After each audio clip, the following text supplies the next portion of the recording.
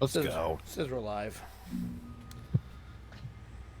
Only an hour behind schedule. We're good. Listen, we have no schedule. We make our own. We arrive when we mean to, just like Gandalf.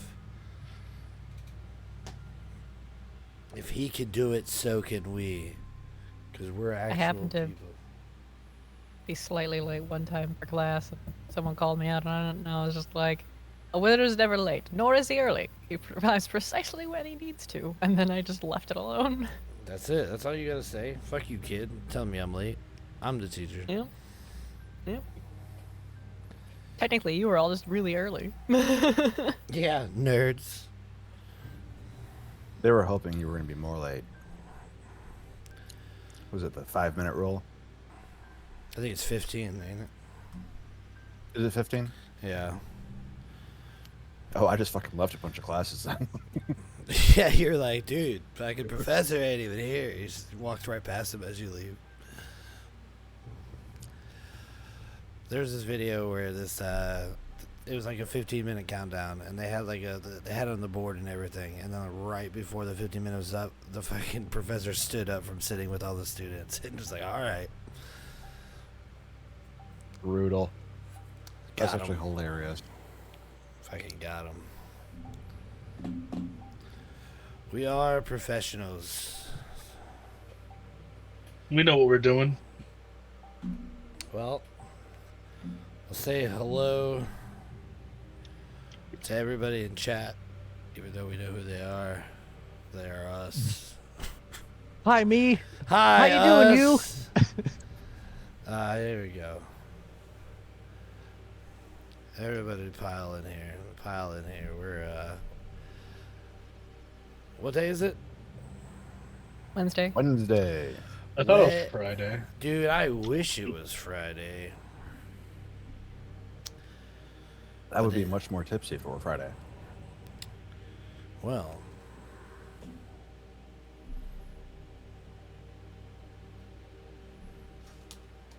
I'm gonna drink this water. Man, I already forgot I ordered DoorDash. Well, let me start this recap. That way, when we're right into the middle of things, you can get up and go get it.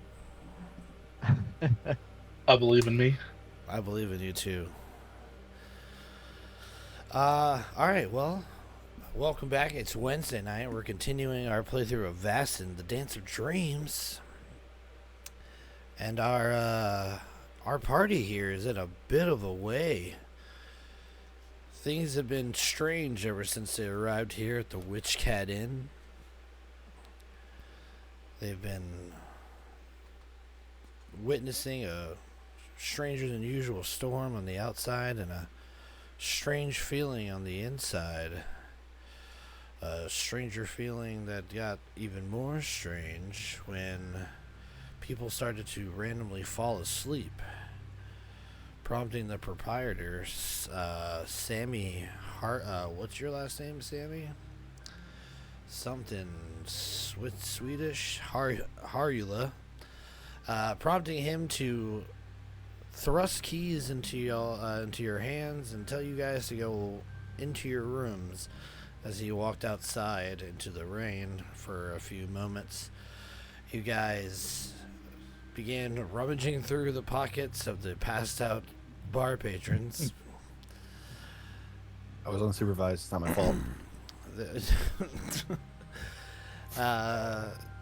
And decided to take the unconscious people, the unconscious body of a priest and a man who looks like he was already 3 sheets to the wind. You decided to take them upstairs and probably deposit them in their own rooms to rest it off, while Sammy walked upstairs in some sort of fugue state. As you followed him, he entered into his room, shut the door, and locked it. And it was after a few moments you heard what sounded like somebody being strangled. Thori tried to manhandle the door, but got bitch slapped backwards By the door. by the door, prompting Bork to pull out his skeleton key, aka crowbar, and pry open the door. It was at this moment that you realized you were too late, and hanging from the ceiling by a noose was Sammy, his body facing away from you. You started to see drippings of blood from beneath, and as his body slowly turned around to face you, you saw the words written in blood on his body. Pyri, the traitor.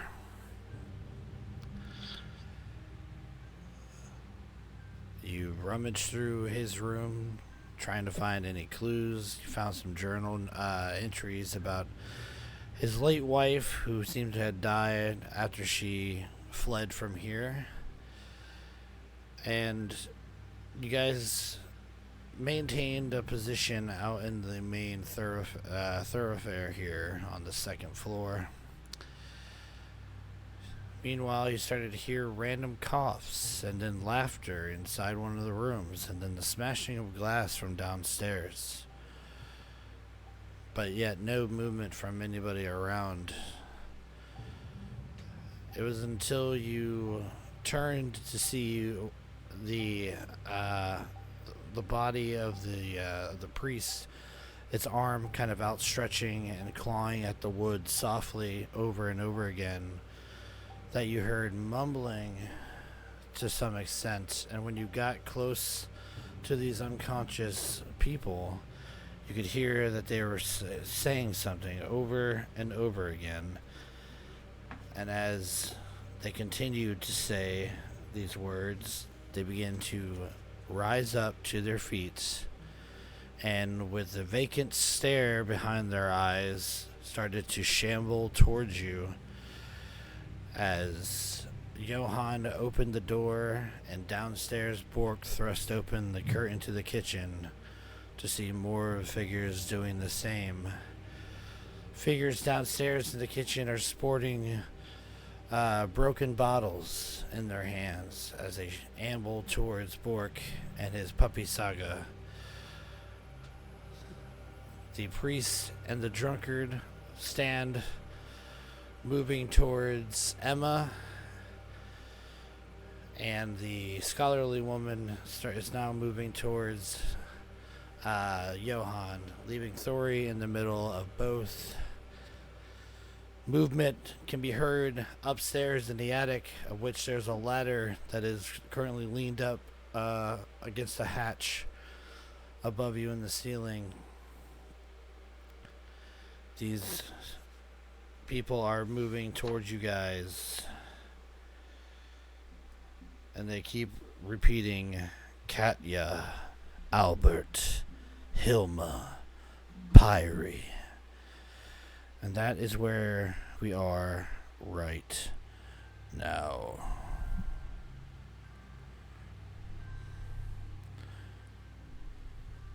Among the three people we brought out was Olaus. Oh yeah, Olaus is here. So there's 3 people currently. Of course, I don't know. What I was gonna ask is, did he remain asleep or did he rise? I believe I narrated him still asleep. Okay.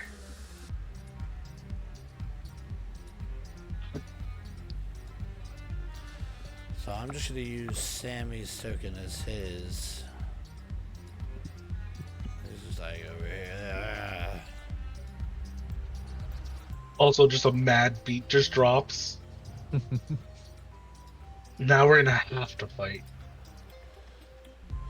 Well, I would like to know what you guys plan on doing. I'll give you a moment to react to what I just narrated. Yeah, the doctor will feel herself get picked up and put behind Thori. Toward this way? Yeah, maybe even like here, just behind him. And Thori will hold up his hands to the group and he goes, "Now look, we don't want no trouble. They just keep repeating the same thing. Katya, Albert, Hilma, Pyrie.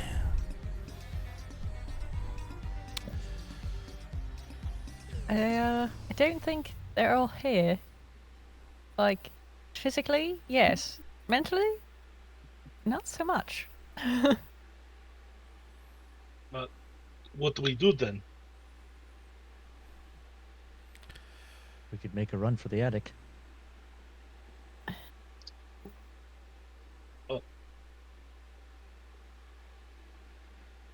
I'll follow up the rear. You go, detective. Keep the doctor safe. Should we go into one of the rooms instead of something that sounds like there's a thudding upstairs? Wait for our fellow to come back up. But then, if he comes upstairs, he has all these things going after him at once, and we'll just be locked in a room. Should we help him? Regroup downstairs? Is she just maniacally cackling in front of him as we have just opened up the door? Just repeating it. As you guys are having this conversation, you hear, quickly, up here! And you look and you see Sophia's face peeking out from the hatch. Seems to be coherent, at least. Tori will go upstairs. I'll go get Mr. Bork. And I picked up and moved again. We're gonna make a run for it. Okay, before you move,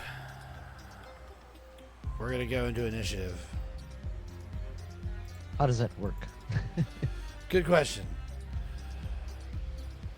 I'm gonna add you guys to this thing here. I believe it uses a card system. I don't know if Foundry has it in there.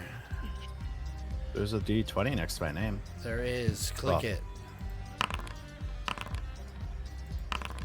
Whoops. A 1d10, huh? 0, 0, 0, 0.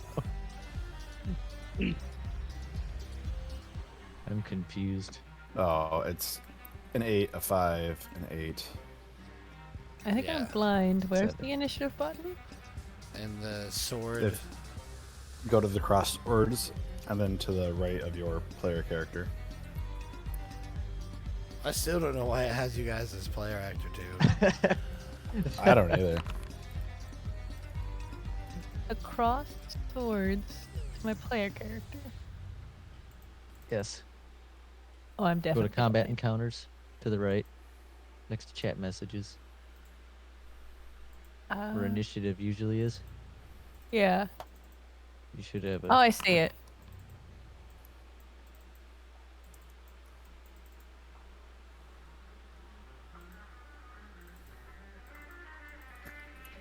Say before we get full depth into initiative here, can I just remove the crowbar from the curtain so it just closes so I'm not looking at those two people staring at me anymore? Well, you are the first to act, so absolutely. Oh, alrighty then. Yeah, I'm just gonna do that. I'm just gonna. No. That remained first, Saga. He's gonna let the curtain slide shut, and then I'm gonna try and hook because I think because I'm downstairs. There should be a bar to my right. Yeah, There's a here, I can, stool in there. I can activate this for you.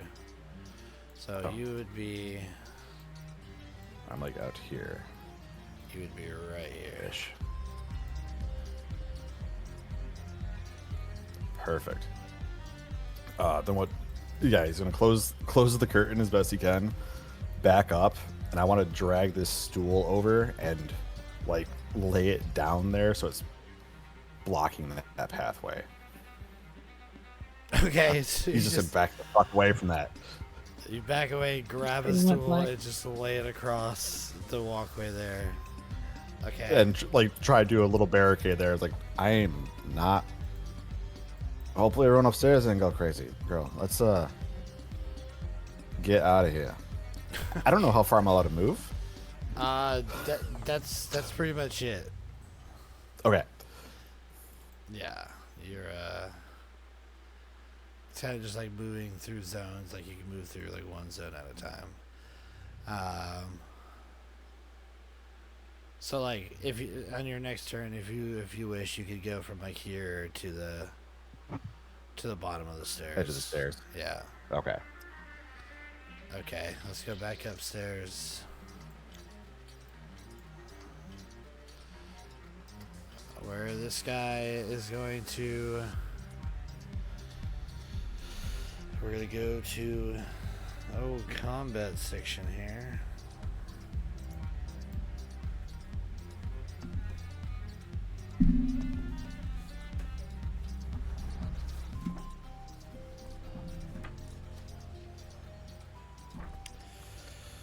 Brief moment as I look through my glossary.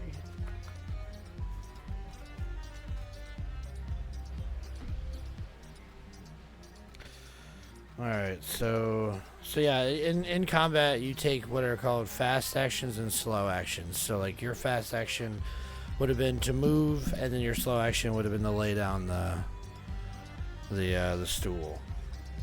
So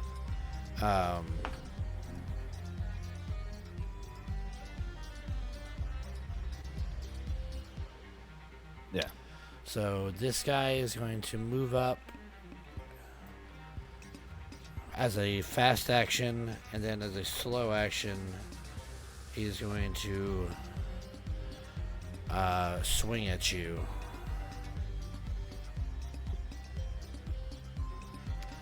Attacking an enemy requires a skill test. Unarmed attacks are performed with force. If you have a melee weapon, it's close combat. If you're using a ranged weapon, it's ranged combat. You only need one success to hit your target. So let me see what this thing is. Okay.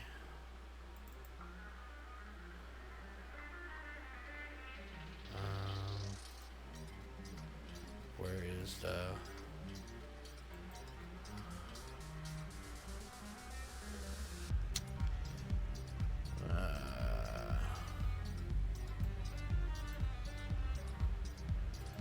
Can't do it that way.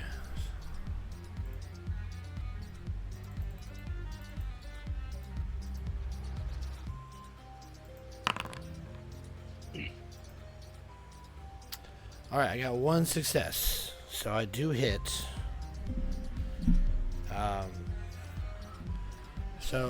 Thori, this guy comes over and just like lazily just like swings at you and connects with you. You take one point of damage. And that's one condition. Yes. Oh, here we go. Now that an attempt of on your life has been made, you can use your fast action to parry in close combat or dodge a gunshot or some other ranged attack. So, if you do this when it becomes your turn, you only have a slow action or another fast action, but you won't have two. You get what I'm saying? Yeah, I will try to parry. Okay, so you dodge or parry by passing a skill test. Use agility to dodge, and force or close combat to parry, depending on whether you are or not you are armed. So you're not armed. So if you wanted to parry, you would do force. If you want to dodge, you do agility. I will do force. I believe because it is close combat, I do proc tough as nails, right?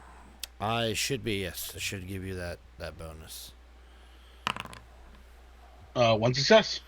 Alright, one success. Let's see here. Each success deducts one success from the enemy's attack. So if you got one, I got one, they cancel out. So you are successfully able to parry my attack, so you don't take any damage. Yeah, I imagine this guy comes up, throws a haymaker, and Thori like tightly keeps his arms together. Yeah. And he like blocks, but he looks like he does not want to throw a punch back. Yeah. So just for future reference, but this is like because we're learning as we go. You must choose to dodge or parry before you know if I succeed in my attack. But like I said, because we're learning together, this is perfectly fine. Okay, let's pop this out. Put it over here. Okay. That is Emma. Emma's gonna kind of just like, am I? Obviously, I'm blocked by the wall here, right? There's nothing really I can do in regards of this vicinity. Yeah, Can I reach over and close the door? Is what I'm asking. The door opens inward, so it would be. So that's a no. Yeah, I'm gonna say no because Johan's there. Can I go between them, like go here? Sure can. I would like. Maybe we should just try to get them in our room. And maybe they won't be able to open up the door. And then she's gonna start walking toward the section. How many feet am I allowed to move? So you're just like moving into different zones and stuff like that. So like zones are like right next to you. Like if you want to put it in deity terms, like zone 0 is like immediately right next to you. So like this here would be zone 0. So if going from where you were, zone 0, stepping again would be zone 3 or zone 1, zone 2. So you can move up to like right at the base of the ladders, both your fast actions. Okay. I'm just gonna stand here and wait. Okay.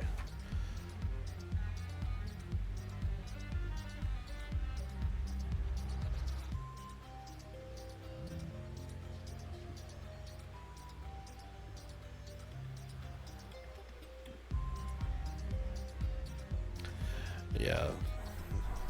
Because I don't know if, like, even the... No, that's not what I wanted at all. I just wanted the ruler. Yeah, it doesn't really... and that's something that'll take fine-tuning. I could kind of break it up a little bit more, but... okay, so you... state this, maybe we get them in a room, maybe they can't open the door, and then step to the base of the ladder.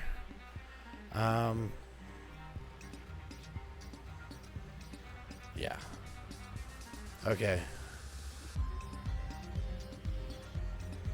Let's see. Father Niels is going to step up here, and he's going to throw a Bible at Thor. I literally throwing the Thumper. book at him. Throwing the book at him. So if I parry or try to dodge again, I won't have any actions in my turn? Correct. Yeah, I think Thor just has to kind of take this. He doesn't know what's going on. There's, it's just a book. Yeah. But it's like this is like one of them big ass Bibles. A tome. Like, yeah. You're about Books to get... can't hurt me. I can't read. Okay. Yeah. Reasonably speaking, no one would really expect a priest to just be like, no.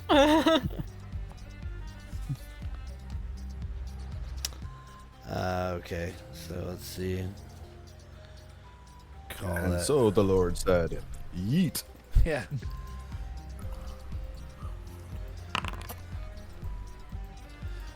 One success.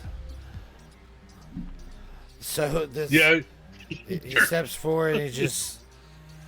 It just lobs this heavy book. It opens and furls and like flutters in the air, and you just get clocked right in the head with like the spine of it.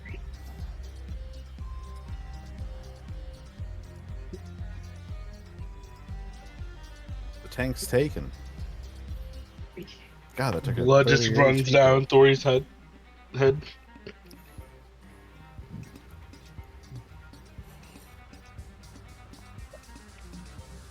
Oh, here's an interesting thing. Fleeing and chasing. You use agility to flee. A successful skill test means that you leave the fight. Oh, If you fail, you remain in the same zone. You cannot flee if doing so would require you to move through the zone occupied by an enemy. This does not include the zone that the character starts in on their turn. So like right now, downstairs, Bork could flee. Emma could flee. The other two are in zones. All right, we're learning. All right, there, Thori.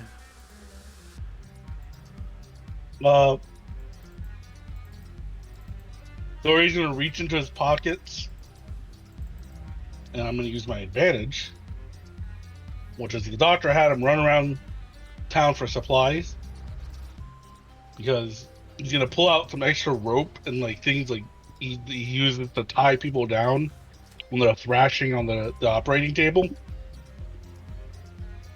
And he's gonna go, "Sorry, Mr. Drunkard, but you need to stop fighting me now."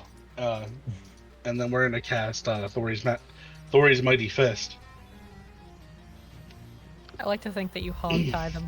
Well, if you're pulling rope, that's your fast action for the round. Well, I was using my advantage. That should just give you a +2. So Yeah, I was narrating the advantage. No, I get you, but you're pulling out the rope, right? Like you have to draw the rope.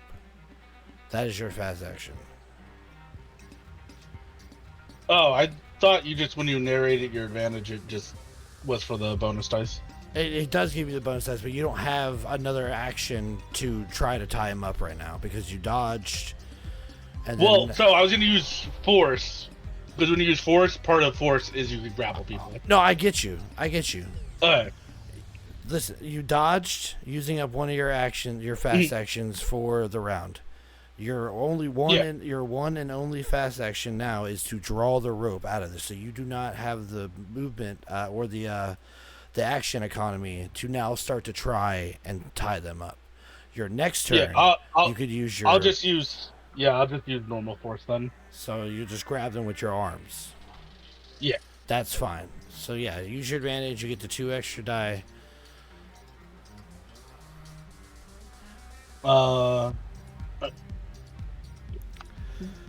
Yeah, I guess it will help if I read you guys this list of typical slow and fast actions.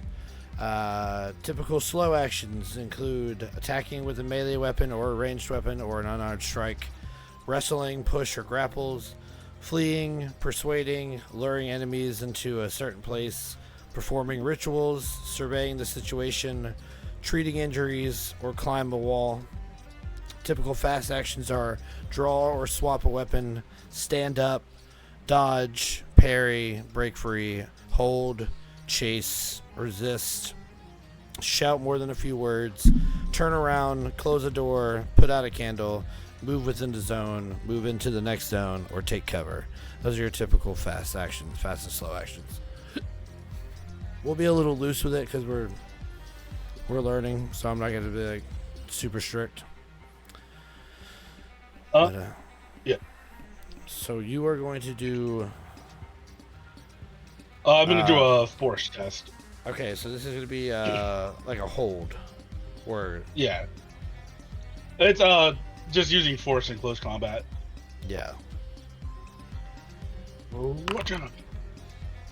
I got 3 successes. So I'm going to use a success to grapple him. Okay. I'm going to use this success to take his initiative.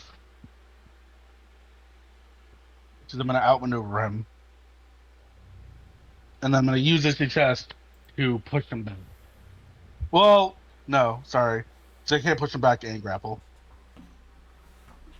Yeah, holding and wrestling. When attempting to wrestle or grapple your opponent, you make a force test. Your opponent can use a reaction to break free, also using force. If you succeed, she is restrained and cannot perform any actions other than breaking free or shouting. Preventing your opponent from speaking by putting your hand over their mouth requires an extra success. The opponent is restrained until you let go. Let's correct here. I rolled 29 dice somehow. That's Oh, good for sure lord. wrong. Yeah. Only Dory's 3 mighty fist. successes. Okay, Good catch. I thought I was going crazy. I'm like, is No, there a I saw it min-maxing the I last- miss here? Could I be Um, rolling 30 dice for something? I fucked up. What the hell? Maybe I put in because I used my advantage. Maybe I did that wrong. You had to have. I'm gonna try another roll, and then if that doesn't work, then there Maybe we go. I'll 11 go dice is Super correct. Saiyan. Same amount of successes though. Okay. All right, sorry about that. I saw 29. um, Damn, boy. yeah, we'll still do the. I could just break this guy in one move, but no. Thori will seize his initiative, I don't think. grapple him Where's that part? And under skills and under skills for force. Force can be when engaged in hand-to-hand combat or when attempting to wrestle or grapple an enemy. Use force. By rolling more successes than required, you may increase your damage by 1. This effect can be chosen multiple times. Outmaneuver an enemy. You exchange their initiative cards. Stress an enemy. Push them. Make them drop a weapon. Or grapple them. That's under skills for force. yeah, I'm looking at it now. Okay, so Because like all of the combat ones say like basically you can always like seize the initiative from them. Yeah, so so pretty much you're just gonna switch initiatives here. Yeah, I'm gonna switch initiatives, grapple him, and I guess stress him mentally.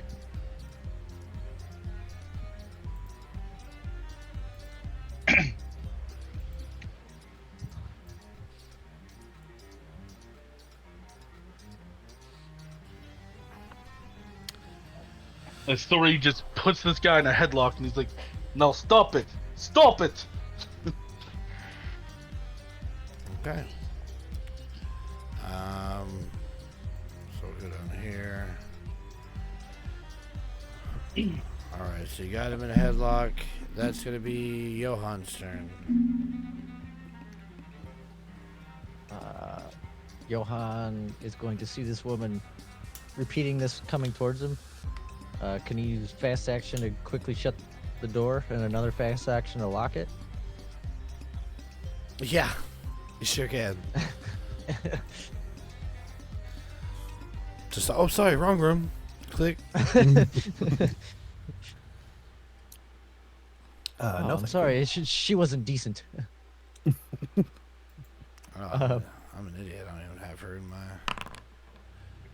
Sounds about right.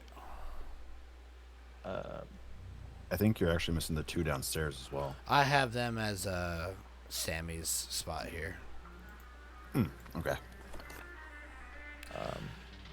Did you say you can move as a slow action? It is a fast action to move into different zones.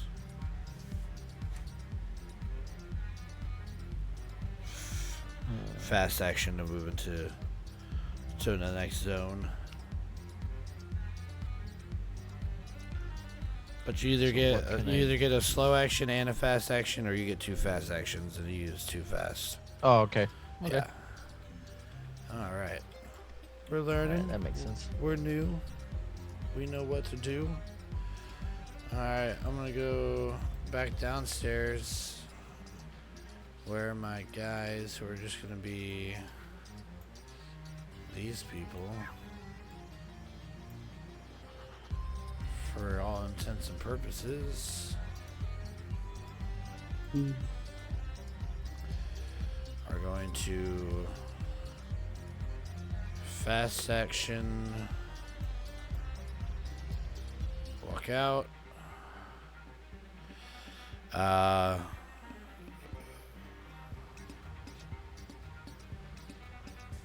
Let's see, you can't get there because there's a stool there, so they can't stand there. That's a stool.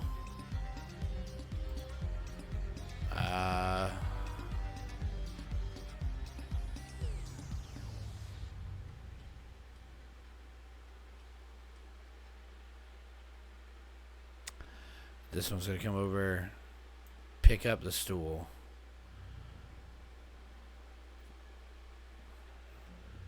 Which will No, thank you.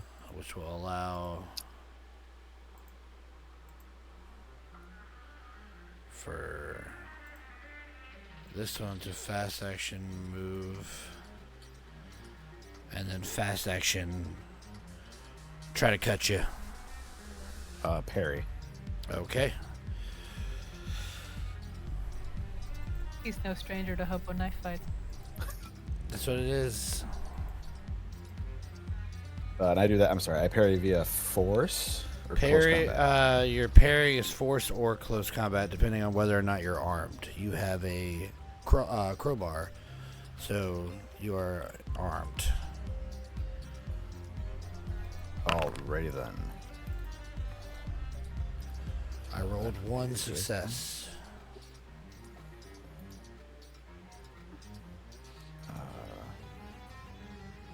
Okay. This one. I rolled 2 successes. Okay. Each success deducts 1 success from the enemies. If you deduct all the enemy successes, the attack misses, which you have. By rolling more successes than required, you may choose to swap initiative cards with your enemy. I don't want to do that. I think I'm ahead of them. You are. All And I right. don't want to do that. Let's go back over here. Okay, that was their turn. Woman inside is just gonna start beating on the door as both of her actions. All right, Thori. What?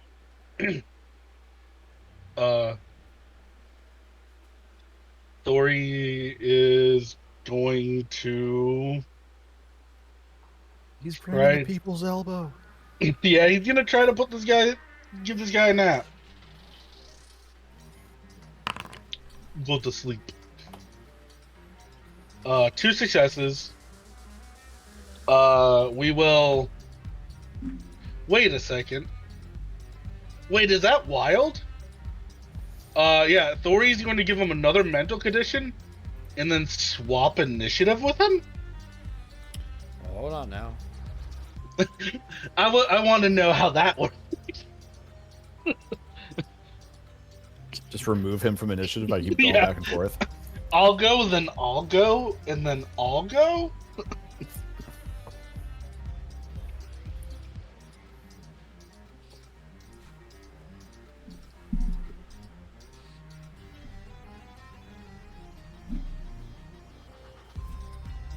That can't work that way. No, I'm sure it doesn't. Yeah.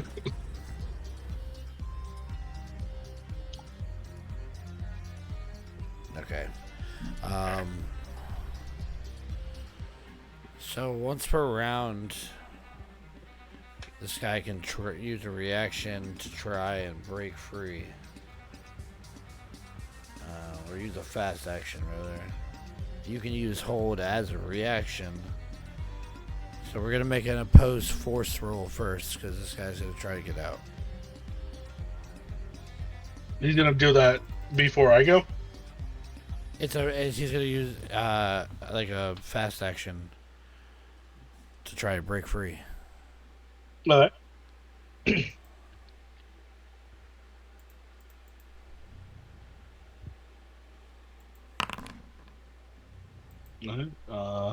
And it's against my force. Yeah, opposed force roll. And close combat, so tough nails. 1 success. Okay, you beat me.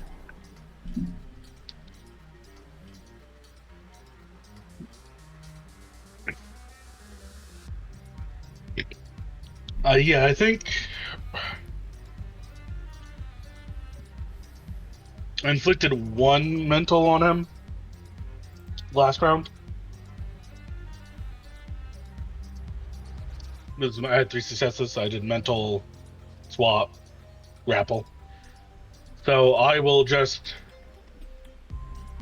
keep him. I'll make him take 2 more mental. Okay, so all right, so that's 3 for him. If he takes another one, he becomes broken.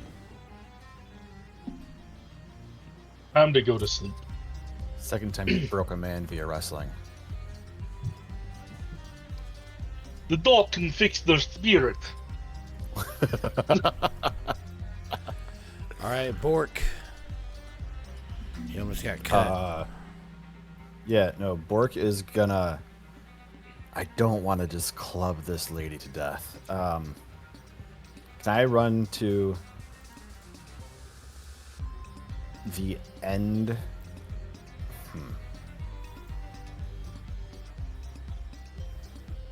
If I just run away, they're just going to chase my ass down. And they removed my stool, little fuckers. Yeah, the Sammy token is now holding the stool, and it looks like he's getting ready to use it. Yeah, that kind of tracks. I'm gonna actually run down to the other end of the bar here, I guess as a first fast action, and then maybe as a slow action, can I throw this stool at them and try and clutter up that space again so they can't move through it? Yes, you may. Alrighty then.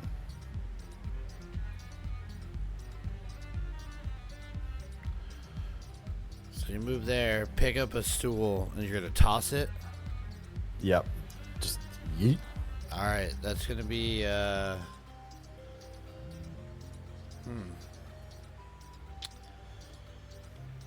a good question. What is a stool? 'Cause it's not a ranged weapon, but it's also not a melee weapon. Would it just be a force thing so I can throw it? Or physique? I'm gonna say force. Alrighty then.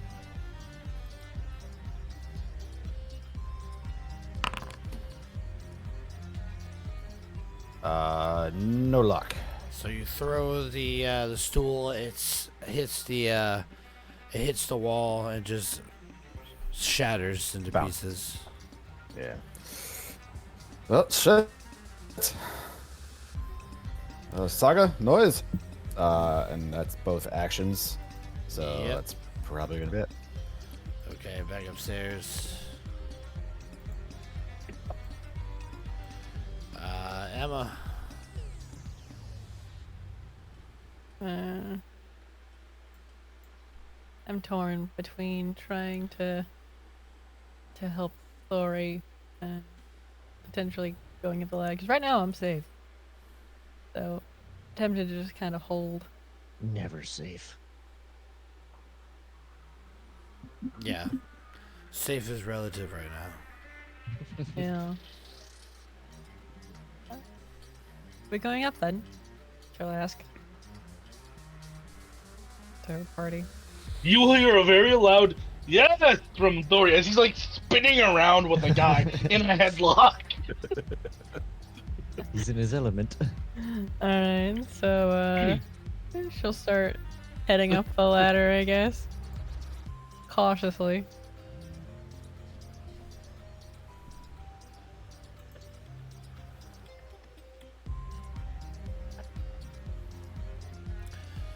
Okay, so that whoa, Mr. Postman.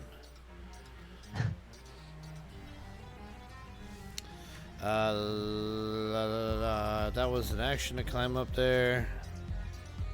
You still have a fast or slow action.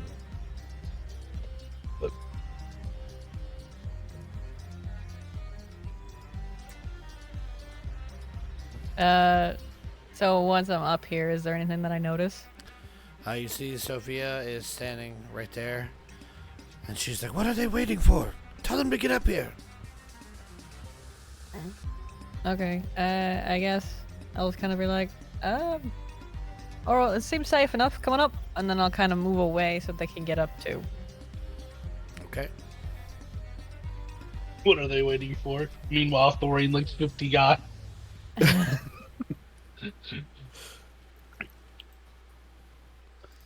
what the hell are they doing?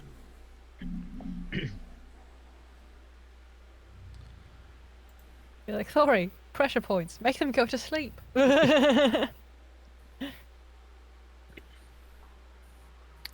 I feel like he prefers the Tony Stark attempt.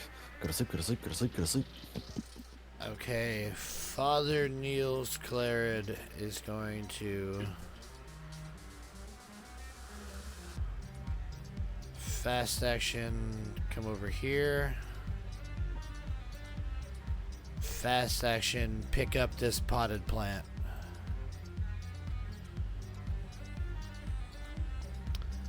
That'll be his turn. This guy is going to try to break free using his fast action, so oppose force with Thori here. No successes. You are going nowhere. I got you for 3 minutes. Got you for 3 minutes. Bonesaw is ready. Okay, Johan, it's your turn. The doc has left the building. Johan's going to follow. He ain't good enough this fight. So it'd be 2 fast actions to get there. Yeah, it'll be fast action Again? to get there, and then a fast action to get up. Boop boop. Thori, follow behind me. Stop, soon. All right, 2 people downstairs. Gonna follow fast action to get after you. Fast action to try to cut you. Parry. Don't think you have any fast Oh, action. you're right. I used 2 actions. Yeah, so this thing's coming right at you. It's going to be... Just going to keep using the same thing I've been using, so...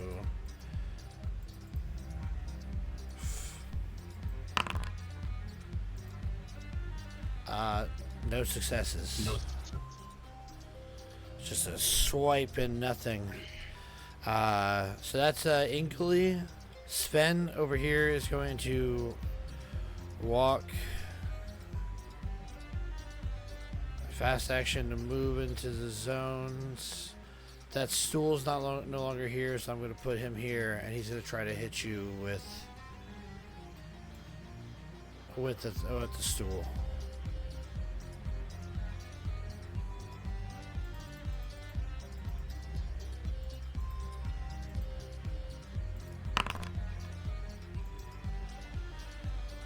One success. I guess I get clubbed. Yep, you take 1 point of physical. Alrighty then. Alright, this lady here is gonna continue striking at the door. Thori.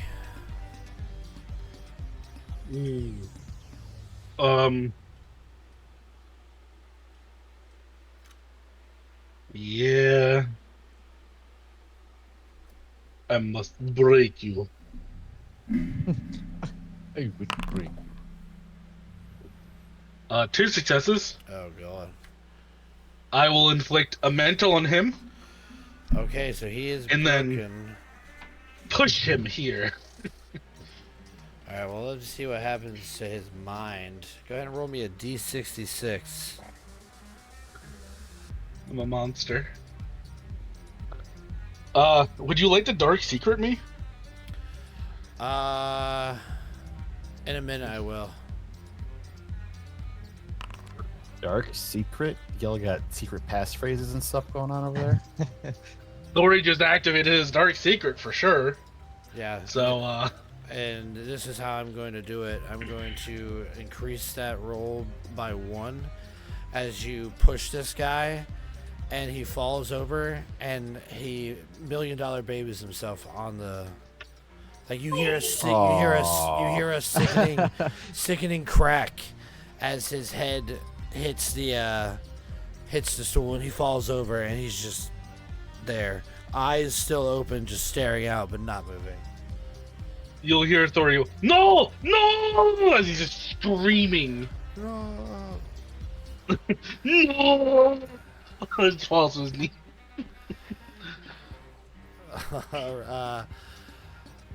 Yeah. So okay. So that was your fast action to do that. You have one more, or a slow action. Unless your slow wanna action kill is another man? falling to your knees, going no. I don't want to get hit by a potted plant. There is definitely just like a priest standing over you with a potted plant above his head. Just Go to sleep. Go to sleep. Grabs him. Arm lock. 2 mental damage. Oh my god. Go to sleep. He's like crying, like, stop fighting me. Stop. Oh my goodness. Well, like, beating the crap out of him. Oh no, Thori, my baby boy. man, this is. Bork's gonna come up those stairs and be more traumatized by Thori than the people trying to cut him right now.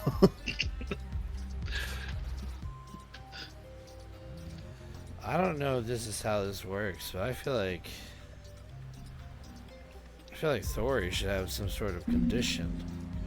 Oh, absolutely. You want to give me hopeless? I will take it. Yeah, I'm gonna give you helpless. Hopeless. Hopeless. I'll take a mental damage. Ooh. All right, Bork. This bitch just cut me. I got thumped, or tried to cut me. I got thumped with a stool.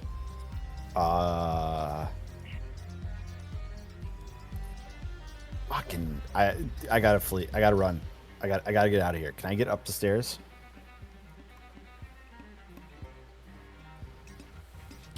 Yes. Are you gonna try to flee, or are you just gonna like move zones? So it says. It says. I don't think I'm allowed to flee. They're too close to me, right? Let's see. It says you cannot flee if doing so would require you to move through a zone occupied by an enemy. This does not include the zone the character starts her turn in. So, no, you're good. An opponent standing in the same zone as you, however, can try to prevent you from fleeing. They use a reaction to chase, and they make an agility test. So, we both make agility. And each of my successes will deduct from one success from your result. And if I manage to deduce or to deduct all your successes, you don't go anywhere. I plan on just moving zones, but my question is, would they even have a reaction? Because it took two motions for them to get to me and attack. That's true. And I don't know if fleeing makes a lot of sense because once I go upstairs, I'm back into a combat zone. You don't know that. That's true. Bork doesn't know that. Bork would flee. He's trying to get away from the crazies right now. Okay, go ahead and make an agility.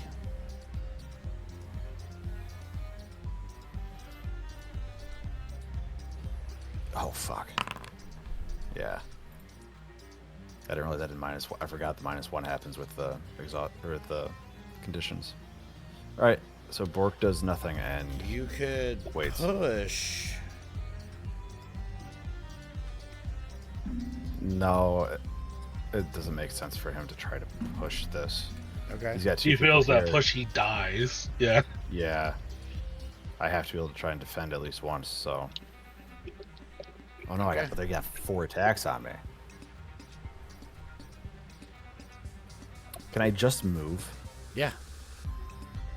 I'll just move up the stairs, or to them, whichever I can get. That was silly. I shouldn't have fleed. It's fine. I mean, if that's what you want to do.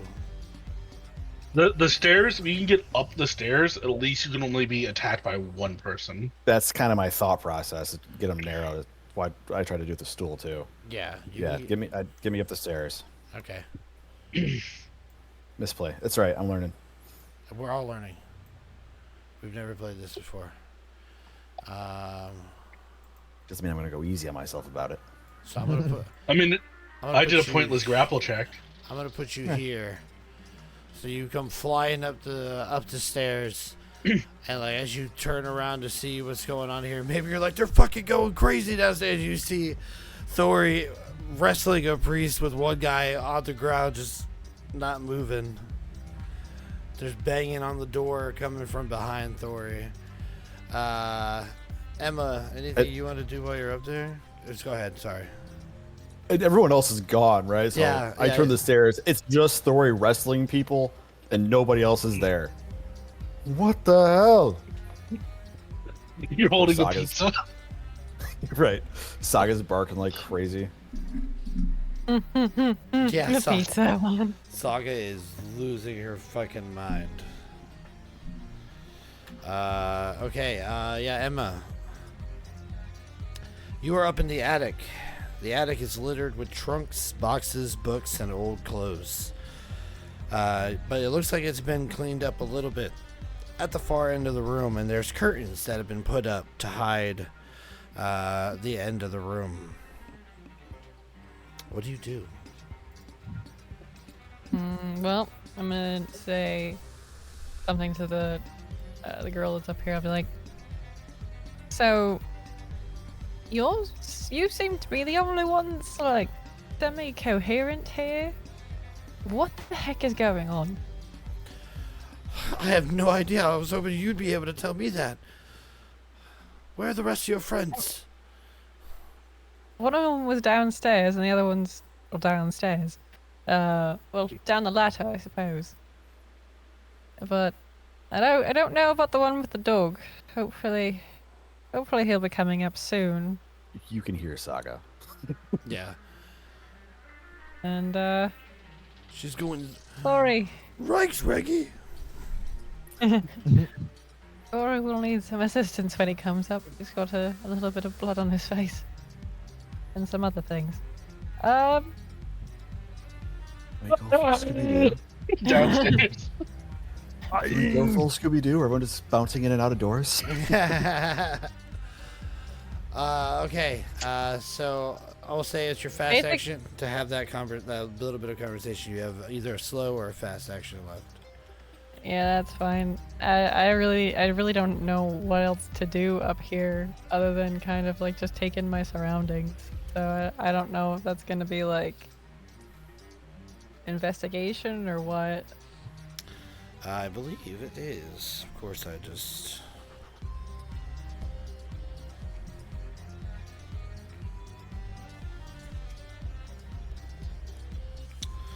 Let's see. Survey the situation. Is vigilance. Okay.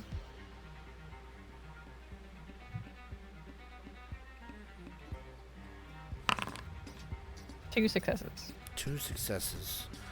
So with the curtains and stuff like that, you see like a little bit of like light, like lantern light coming from around the edge of the curtains. It's almost set up as if like a theater.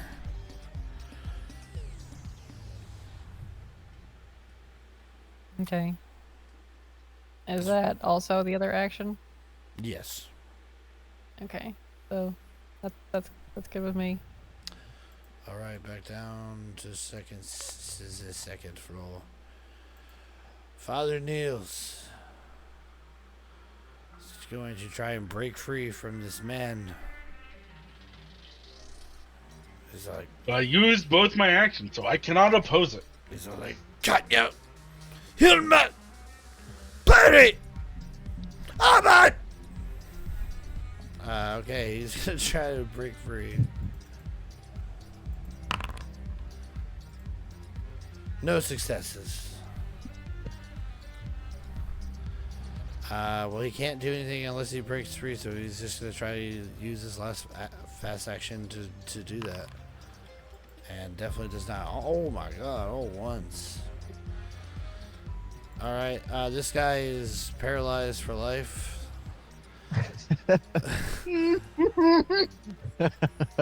Johan, it's your turn up here. I climbed up. Yeah, you're up top of the ladder here.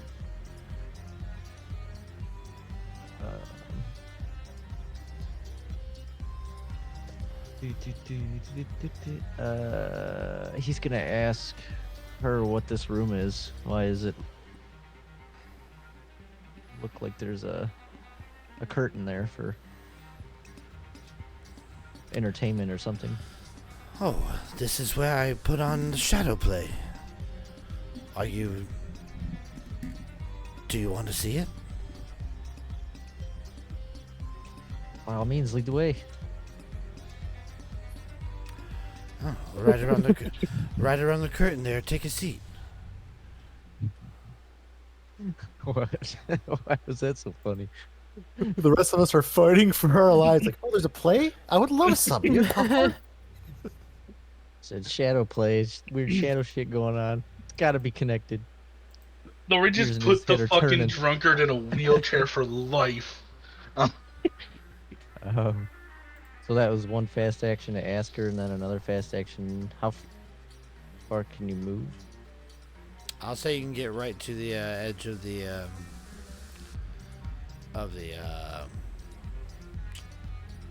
curtain. So like to here, I guess. Yeah. Yeah. Okay. I love the Pac-Man cheese wheel right there. Yeah. Hungry? Okay. Back down to the second floor. Back down to the first floor.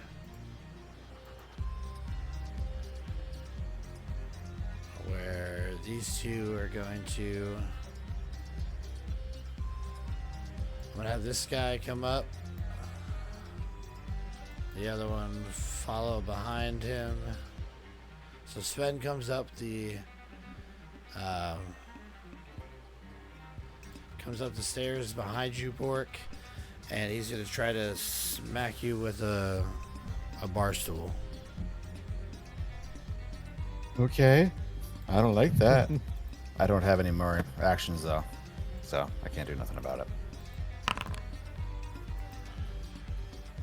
2 successes. Oh no. I die immediately. Do you? Well, it's only 2 both damage. Successes, yeah. You have to take another to go to broken. Oh.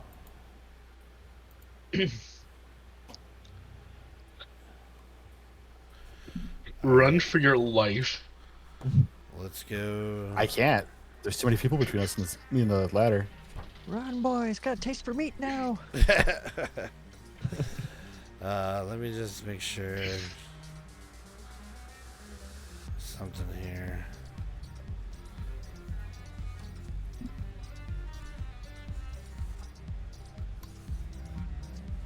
$9d6, motherfucker.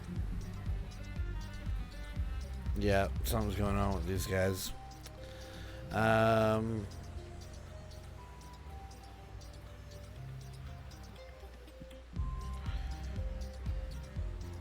They are blatantly supernaturally empowered. Meanwhile, Thor's like, fucking catch them. Yeah. Yeah, okay. That was them. So as you're like looking around, as you come up to the top of the stairs, you're looking around to see what's going on. There's just like they quickly move upstairs, and you just get like hit right in the back with this stool. Smash, smash, smash on the door here.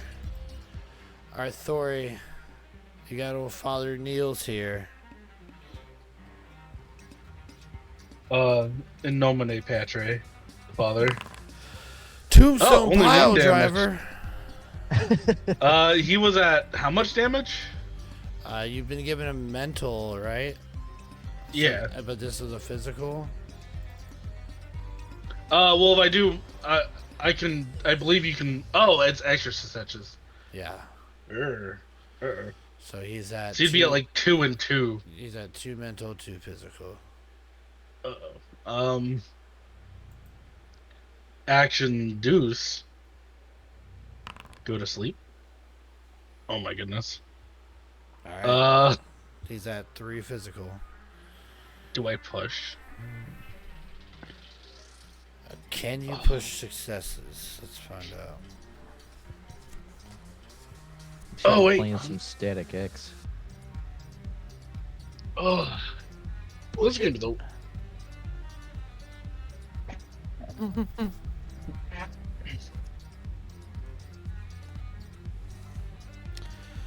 Having failed the test, you can choose to muster your strength to give it one more try. This can only be done once per action. It must happen immediately after failing a test, so you cannot push a success.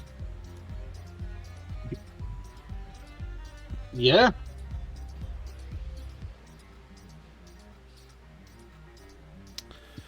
I like how you can.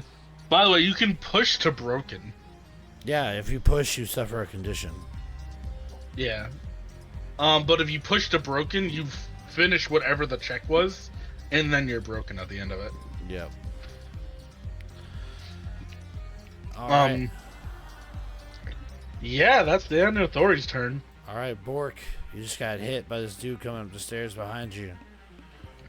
Yeah, that fucking hurt. Can I donkey kick this guy in the chest and push him down the stairs? You sure can. It's a force to do so, and I have no actions to do anything with it.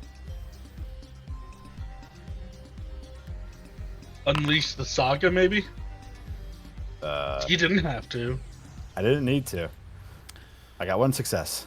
So, you donkey kick this guy as he smashes the stool into your back, and he stumbles backwards and falls, knocking the person behind him over as well. They're going to suffer 2 physical. Thank goodness. Then yeah, I'm gonna flee, or not flee, but I want to go to the ladder. I want to get out of here. Okay, Although Thori looks like he's beat to shit too, right? Yeah, you won't be able to make it to the ladder. You'll be able to make it just to about where Thori and the father are.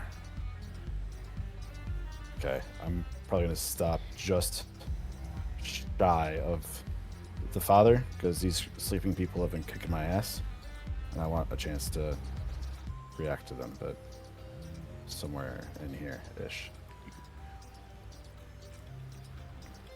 Okay. The folk downstairs have gone insane, like these ones. Get to the ladder! I'm, Get to the ladder. oh, Get out of here. Go now. Do it now! Do it now. Everybody's fucking crazy. That guy over there is paralyzed. I killed him. Yeah, Dory isn't making any sense. He actually is babbling. He's like, and he's like, you can tell like the priest under his arm is like going purple. I think he's got 3 wounds. Yeah, like he is killing a man right now. All right, back upstairs in the attic. Emma. Is it possible to like prep like medical attention before they get up here? So like go in my bag, get some like gauze and stuff out, some cleaning solution. So to, yeah, clean like the wound. drawing stuff out, would definitely be like a fast action. It's not like something there where you can be like, as soon as they get up here, I'm going over there, but you can get it out. She's just prepping, grabbing like a clean cloth, getting like a like an alcohol bottle, getting out some bandages and some things like that. She just like kind of peeks down to see what's going on. She's like, yeah, we're gonna need these. There's a guy on the ground just like. I'm going to use the medical treatment I told him how to do. So proud. Father All Niels. right. Father Niels is gonna try to break out of this. He has 3 wounds. He gets 1 die, I believe. Right? Because it's a physical. Oh yeah, no. He's technically. So he's a Vaesen now.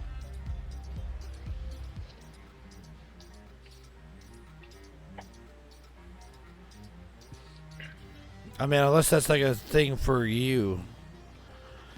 It might be a player thing, and it might not be an 'Cause- NPC thing. I have no idea. Well, I mean, it's just with holding and wrestling. The opponent is restrained until you let it go or they break free. Once per round, they may use a fast action to try and break free. It's background to that. Well, yeah, but it's still a test, right?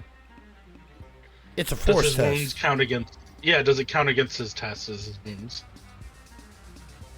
If wounds count against tests, Yeah. They count against ours. I don't know if they count against NPCs. Yeah, physical tests against, like, that's why I've been rolling 1 less dice. That's why I only rolled 2 Ds for force instead of 5. that makes sense. So then I'm gonna have that affect these guys as well because they're just NPCs. So I'll take that first dice I rolled as a 4, and just not get it. And I can look at it more because I don't know if it affects NPCs the same way it affects PCs. It could not.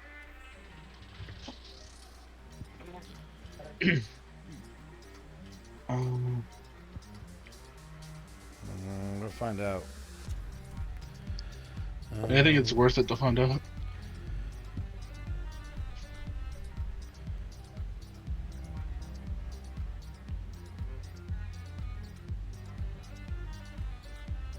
Find me the page where it says. Oh, alright. NPCs and so, yeah, NPCs get conditions. Human NPCs they get- and they- animals don't suffer conditions, but have a toughness value instead.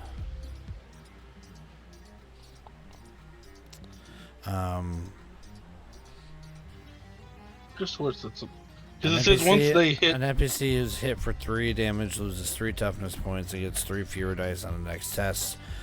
Chapter 8 is non-player character actions. 166.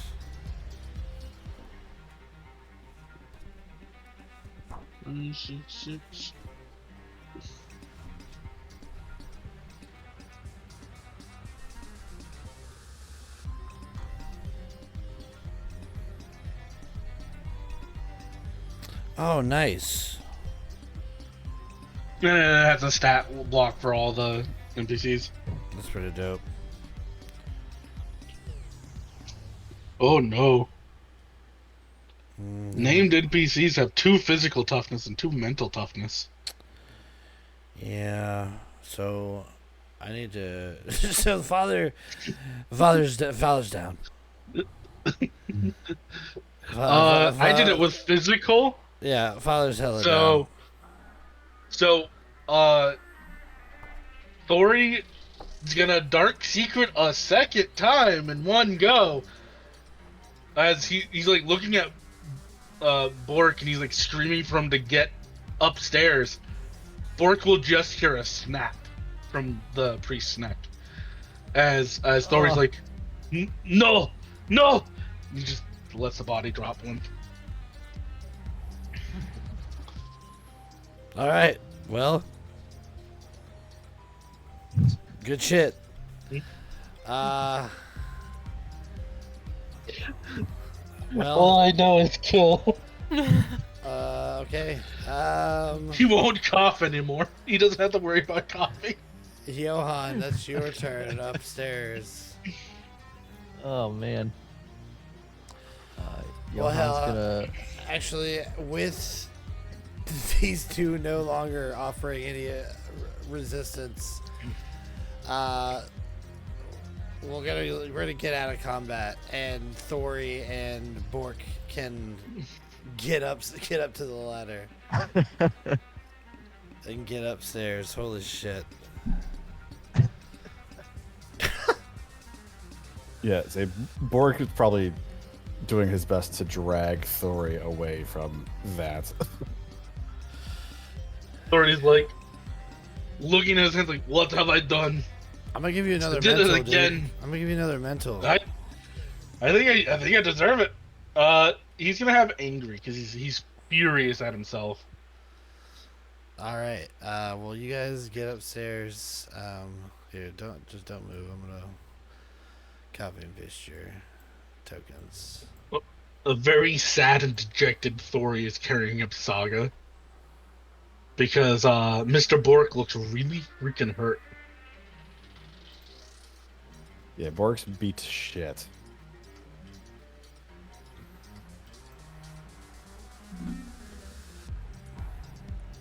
Oh, there's the little Pac-Man here. Oh, you Oh, guys that's made it just in time for the show. The fuck do you say, boy?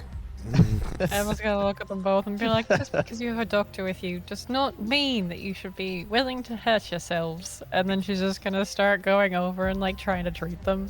Starting the hell with did you say, Thori. miss? Starting with Thori. Sophia goes over, pushes the ladder over so it falls down, and then shuts the hatch. Okay, we should be safe up here. That was the only way down. Unless you have another ladder up here, miss. That was also the only way up here. So as long as they stay down there, we'll be fine. If we could have just pulled the ladder. It's whatever. And then Bork will, if she shuts the latch, Bork's actually going to thread his crowbar through, or like across it to try and help lock it in place. They can prop the ladder back up, technically. Now they're asleep. Who knows how much control they actually have? Yeah, they're sleeping. Some of them alright. are asleeper than others.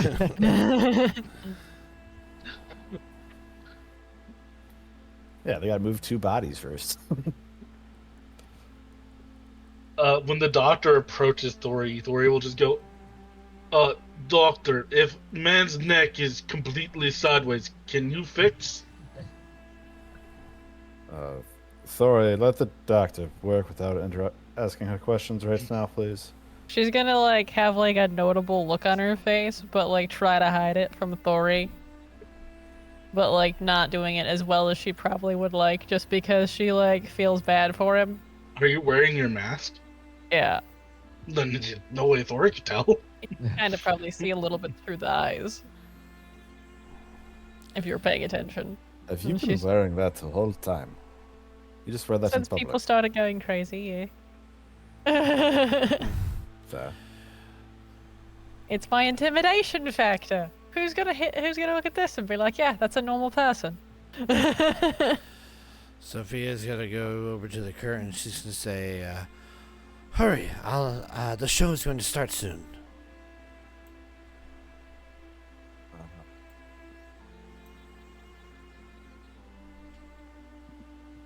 I do believe Glimpsed this is over. where we were meant to go. I'm gonna rethink that. He doesn't thread his crowbar through anything. If you can find a crate or something to pull over so it's halfway on the door, he'll do that. Okay. But I'm not leaving the Keeping our crowbar. exits really hard to go out. I agree. Yes.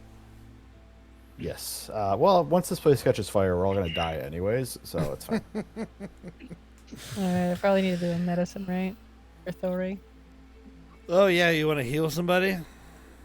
Yeah. There's stuff in here. You about might that. want to heal the broken man more Well, than Thori. I was gonna do both of you, but okay. We'll start with him then. Well, hold on. There's a whole thing about this, about healing injuries. After violent or frightening encounters, you and your friends may need to heal your conditions. So let's see here. So nobody's got a critical injury. Is anybody broken? Almost. Oh my god. It's not gonna be that easy, my friends.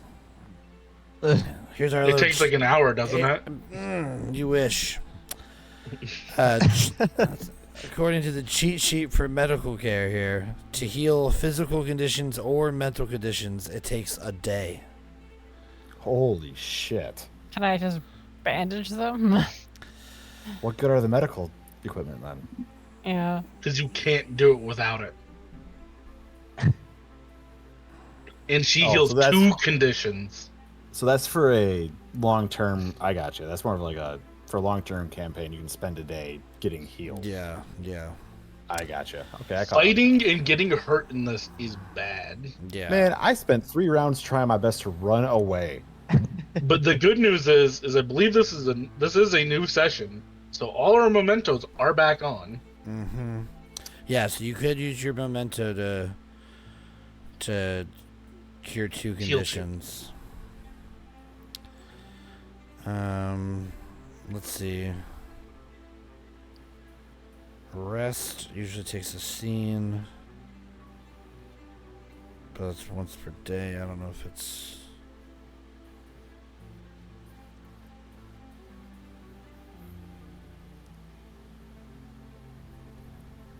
Yeah, you're probably gonna have to use your mementos to heal.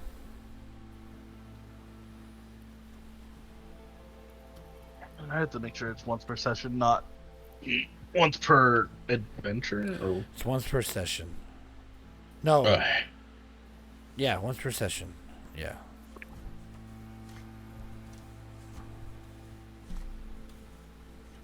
So I don't do bother with medicine check, or No, you guys don't have the time right now to rest.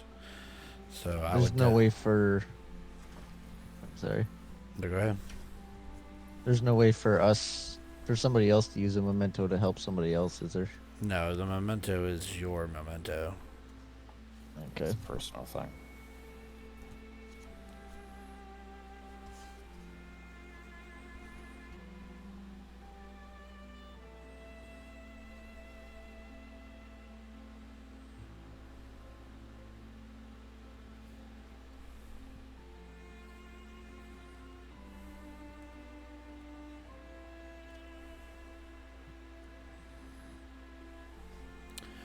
Alright, so you guys are to use your memento to heal 2 Yeah, conditions. gonna have to. Okay. Gonna be useless otherwise. Alright.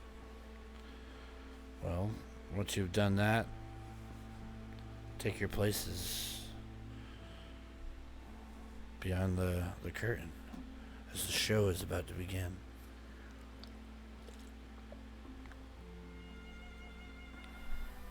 Which side of the curtain?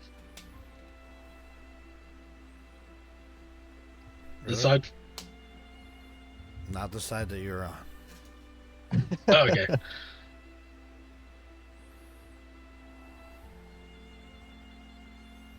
Ooh, it's glowy.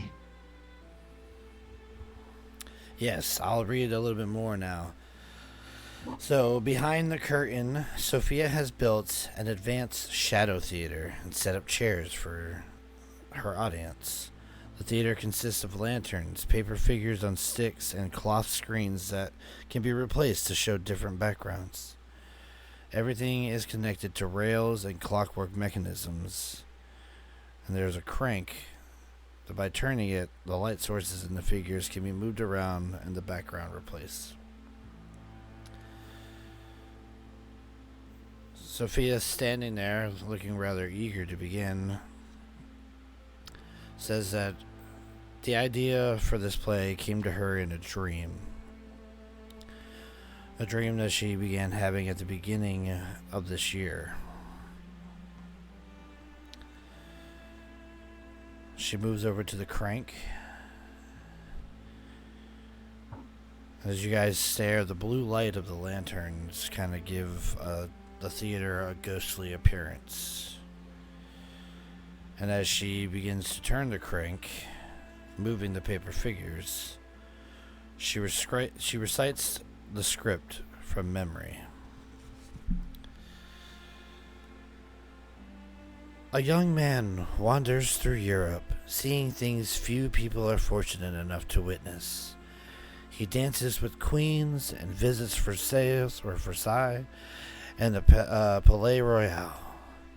There, people perform his plays and praise his name, and life dances along like a dream.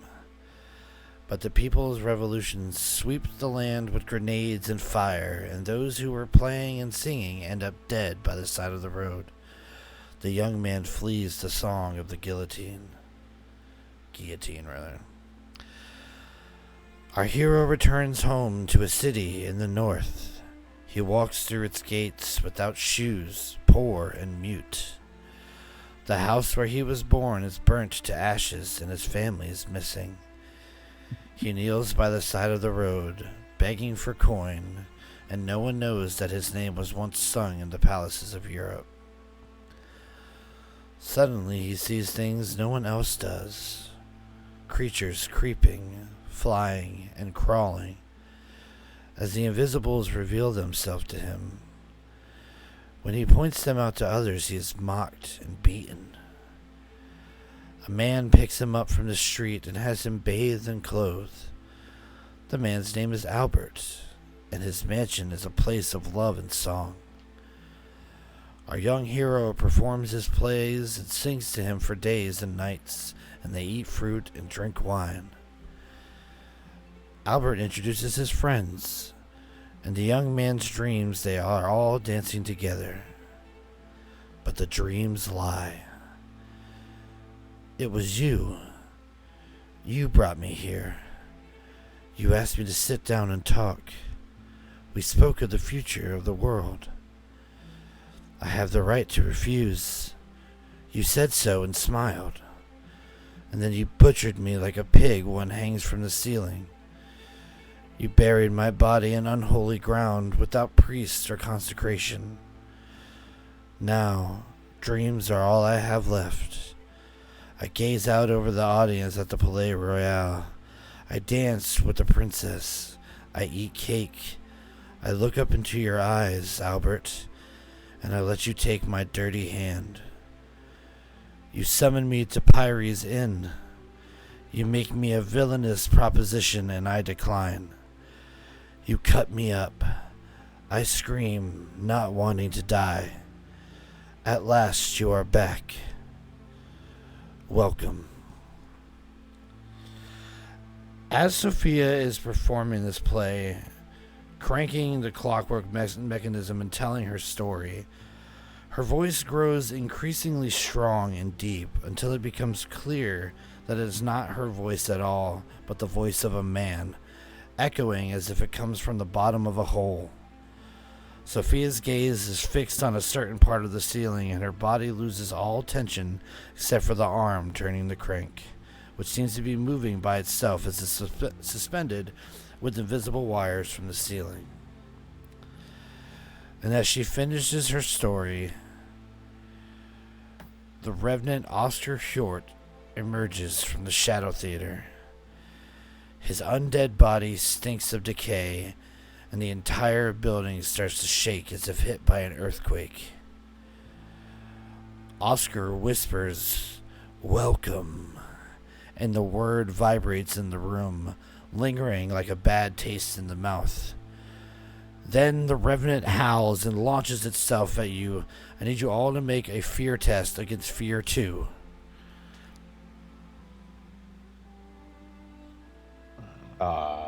That's with empathy or something, right?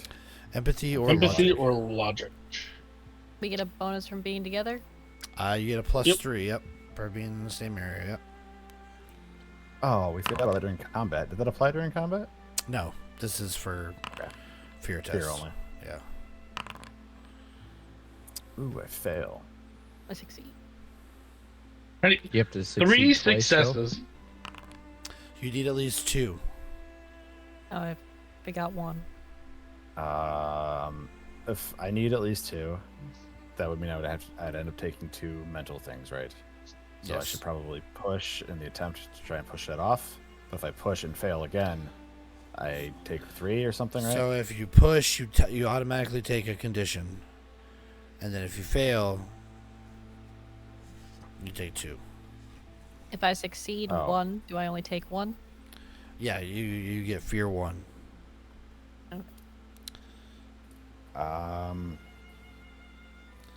If I push, I automatically get a condition. If I push and only get 1, I still take 2 conditions. If I push and fail, I've gained 3 conditions.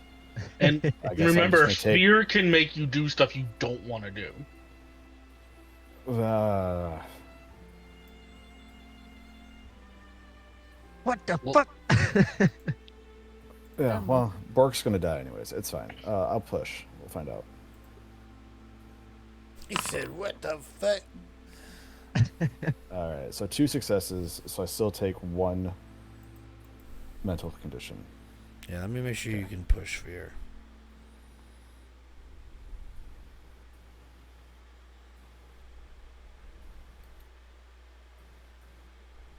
Yeah, on failure, you can push the roll by acquiring a mental condition. Okay. Alrighty then. So, do you want to, with Emma, you could also push to try to get a success because you're still technically failing. But he said I'd only take 1. And if I push, I take 1 anyway. Well, but you will also take the fear. And if you take the fear, it can cause you to fight, flee, freeze, and other things. Okay. Worse than these conditions. Here, I'll tell you. I'll tell you to just hold on to that because pass or fail, you all freeze as Oh. Oscar goes through you, dissolves, and then vanishes.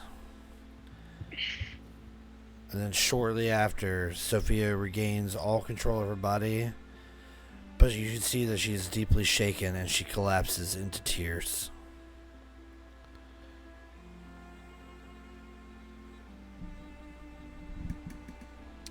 What do you guys do? Johan would probably rush over to her.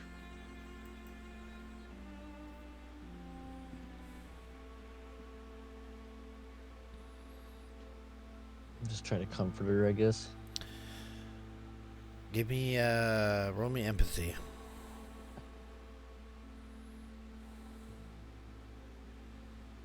Just great empathy. Yep.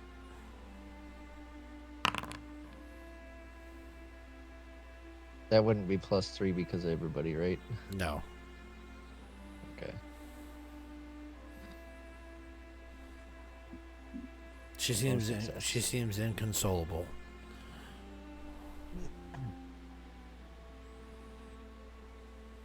Well, can I try to inspiration?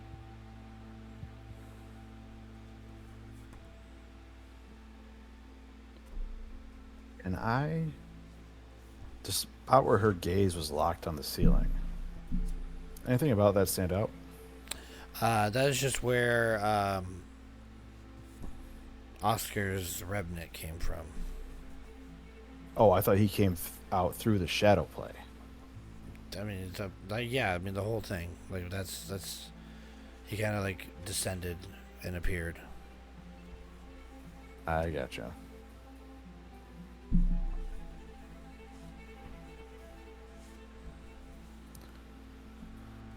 So there's some man chopped up in pieces and scattered around the inn, or thrown into a well, perhaps.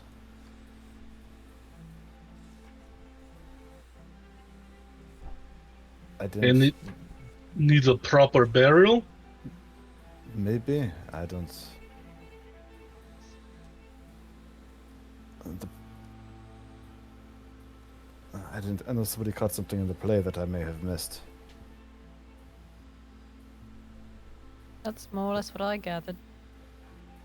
Well, how are we supposed to find parts of a dead man that's been buried here for who knows how long, or hidden here? Maybe we can mill it? How good your scent dog? Saga's all right, but she's not exactly a bloodhound. You said the revenant smelled bad, like the ghost smelled of rotting flesh. Yep.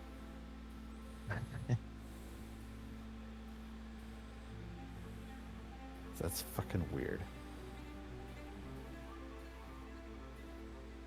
Hasn't been dead long.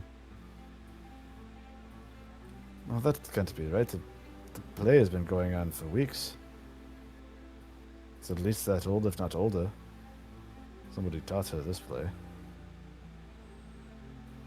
They also said the pirates again, and the inn was ran by pirates. The trader. True. Not that I've noticed anything. It's not like the thing is painted on the wall. Pyre was here. I enjoyed butchering all those friends of mine. And it's not like we've run across anything that's...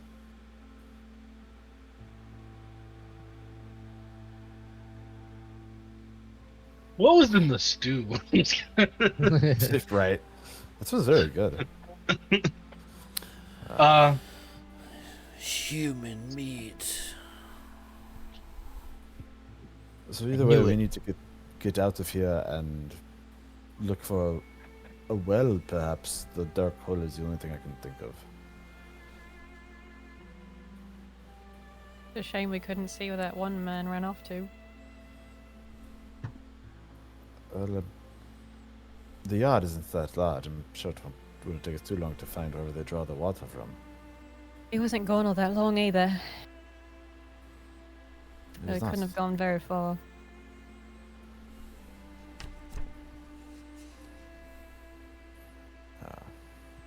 Bork pulls one of the bottles of wine that he took from the kitchen, then uses his crowbar to pop the cork off of it before taking a swig. I don't... Looking around the attic, is there an attic window or something we can go out of if needed? No, sir. The OSHA violations in this place are wild. So the only way out of this building is back down through the hell house full of the crazy, insane folk. And I locked and wedged that front door shut tight. I did not see a second door out of the building.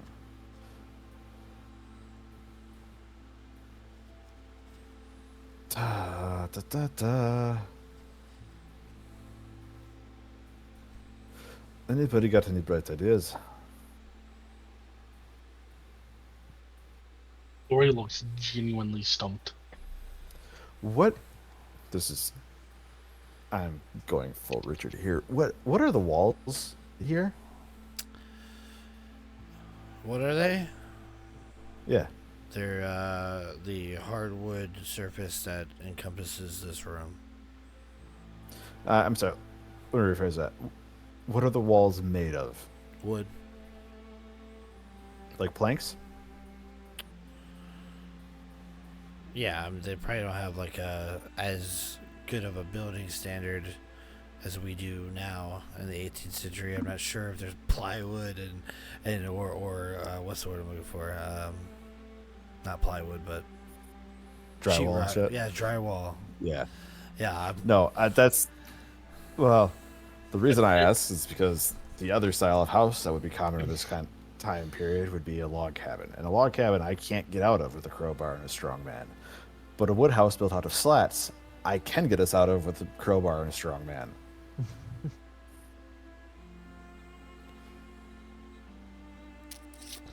Because at that point it is... Here, Thoi, go through that wall. Is there anything on the ceiling that would indicate like a trap door or anything? Like, are we fully at the top of the building? yeah, you're in the attic. The only There's nothing above us? the only trap door is the one leading back downstairs. So no, there's nothing above you. There's a ton of junk up here too, right? Sure Yeah. is. Tons of junk. How about this chest over here? Lori's just gonna walk over and try to flip it open.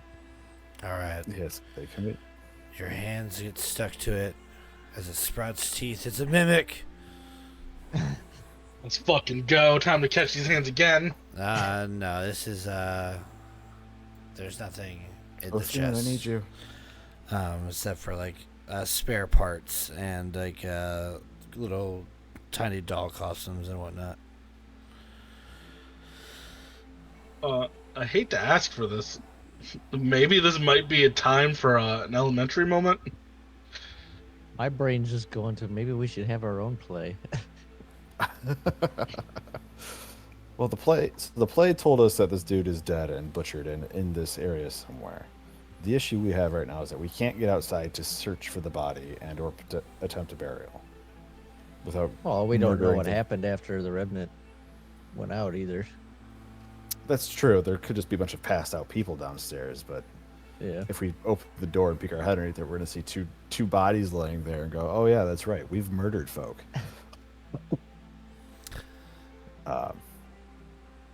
There's also you four versus potentially two.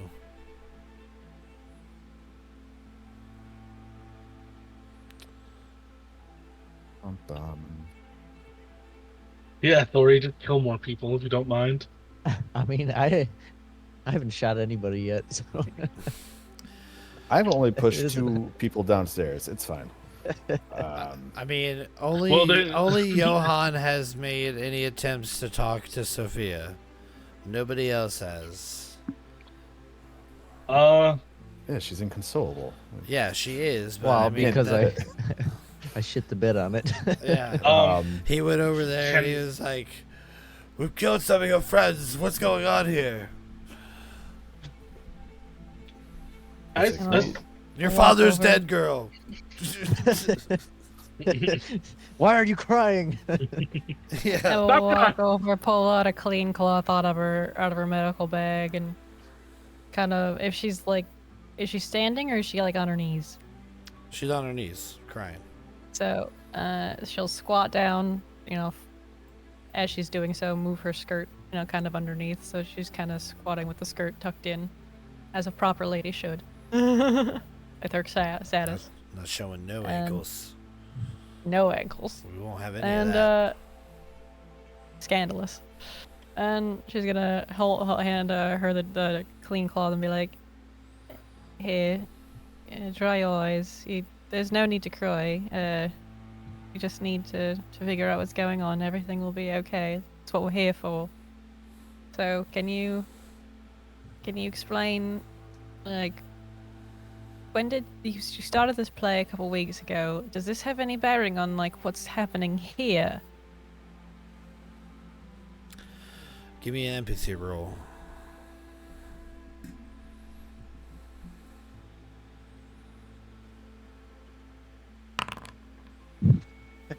Is there any bonus to that one by chance?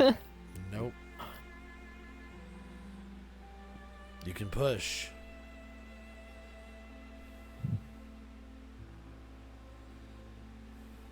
And for the doctor, she sees things are kind of more black and white. She's not super emotionally inclined. Fucking pull out your scalpel and be like, "Tell us everything you fucking know, you fucking cunt." She's just like, I'm a physical doctor, not a brain doctor, not a mental doctor. Give the Sorry, girl dude. some space.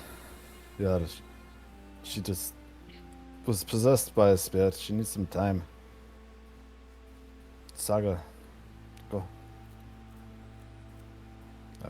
He's just gonna let the dog go over and be a dog.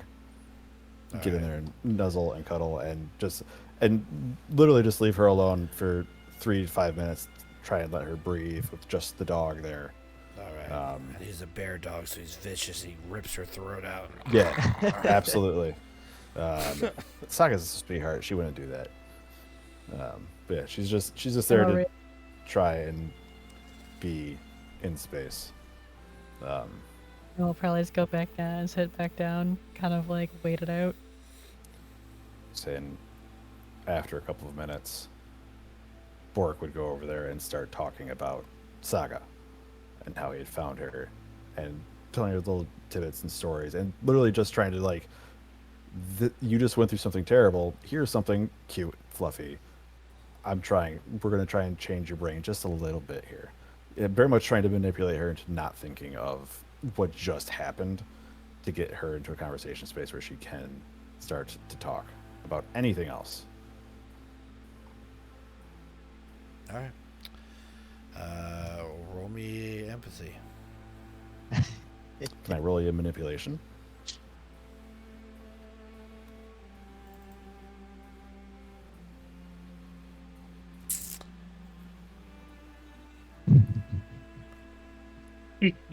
Deep thought. Yes. Hey. Because Do I you're get a bonus because dice you're from using- Saga? No, I'm letting you use manipulation because of Saga. Fair enough. There it is. Okay. Talking with her, you start to notice. I mean, this is a teenage girl. She's a number of things right now. She's confused. She's afraid. And not just about this thing going on here, but like she seems to have just like an overall fear, and you get the kind of sense that that kind of carries on from who her father is. You know, with her wanting to do this type of play and him completely hating any of the arts and stuff like that, you can imagine that they've gone to, gotten to pretty extreme fights. But she's also, like, as she's crying, she's holding a little locket that has a picture of a woman in it.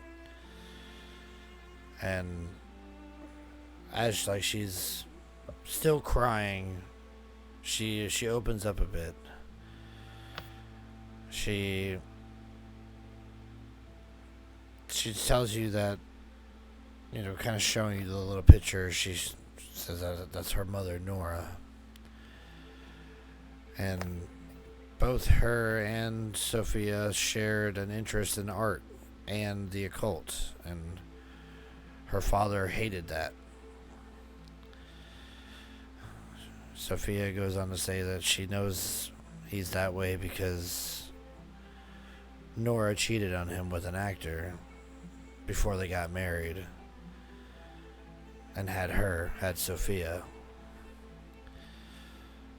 So this is why he's always angry when anybody brought up any type of actors or any type of arts. She goes on to say that they always had a feeling that there was a presence in the witch cat, and that Nora was collecting notes about the ghost in her room. She thought the house was haunted by one of Sammy's relatives, and Sophia says that this ghost started showing up at the beginning of the year. About the same time, she started having strange dreams. In the dreams, she's always a man, and the dreams are always about the story of her play.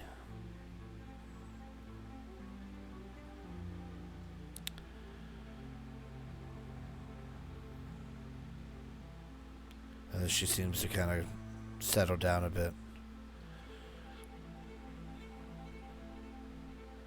Just kind of petting Saga, sitting there, knees to chest, holding her locket.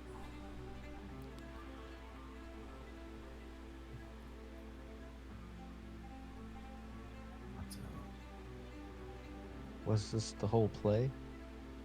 Or is there more to this story? You watch the whole thing?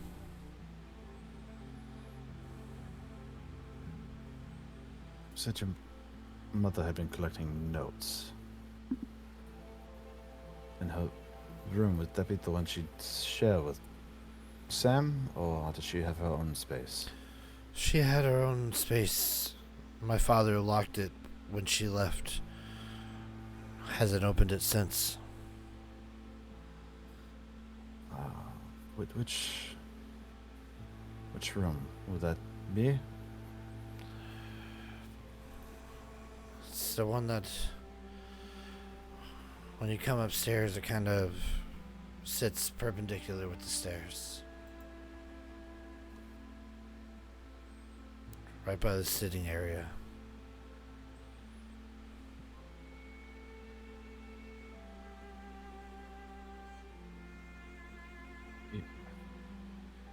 Do you happen to know if one of these keys opens that door? And he'll hold up the conglomeration of keys. She looks up and she says, "Father's key ring. Yeah, it's that one right there." And she points it out. Did your mother share with you anything else about her dreams? Anything else about this story that didn't quite make it into the play? Maybe.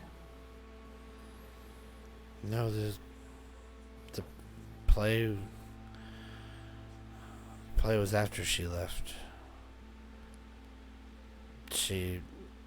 Her and my father got into it real bad one night. He went too far, so she left.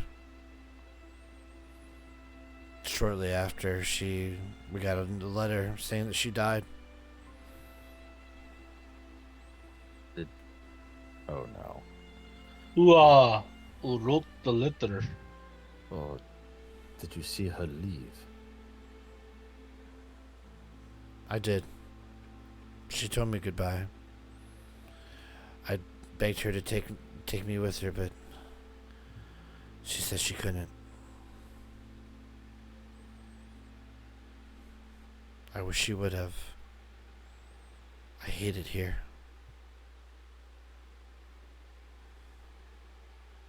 And why not leave? Find work in the cities. There's one on either side of this town that I definitely know the names of. I guess I feel if I ever left this place, I'd be removing the last piece of my mother from my life. Even though it holds a lot of sadness and bad times, there were a lot of good times that happened here. We shared a lot of memories, her and I. I guess I was just buying time until it was eventually mine.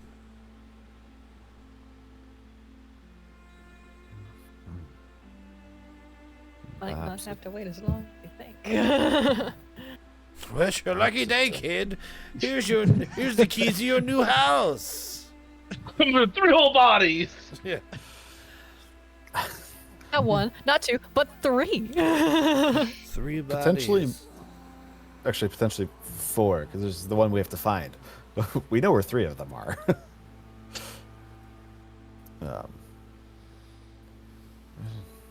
You get a free revenant with it, and if you wait long enough, 3 more revenants for free too. Oh, that's right. We should bury those fuckers. Well, Sammy we didn't kill, but he should still get properly buried. And the drunk's still alive. Yeah, that's For true. now.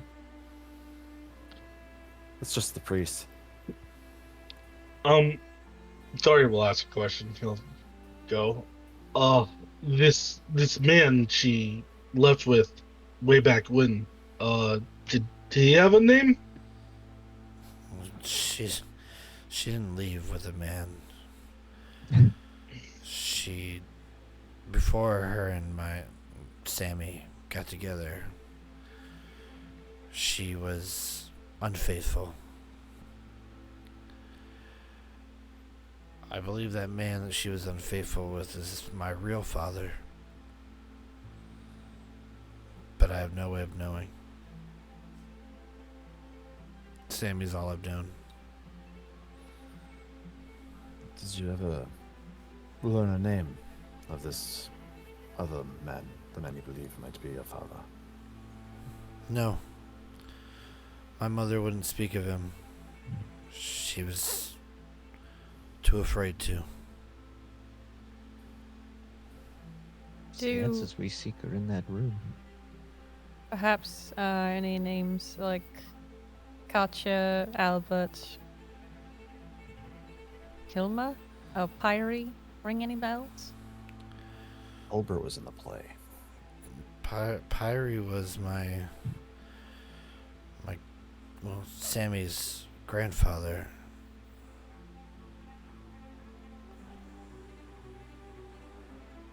He's been gone a long time. Any idea about any kind of betrayal? Just the one who Just did. well, that, but the one in my I mean, story, the With the grandfather, yeah, so just the story. did his I've the only time I've heard his name is in my dreams. That's why he's in my play. But I've not heard these names before. Albert, I don't know who Albert is, but I see him in my dreams. He betrays this Oscar. My great grandfather had something to do with it. I don't know.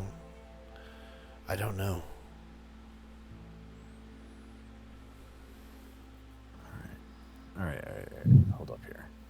I didn't get it all, but we watched the shadow play. A man named Albert. There's a man going through Europe.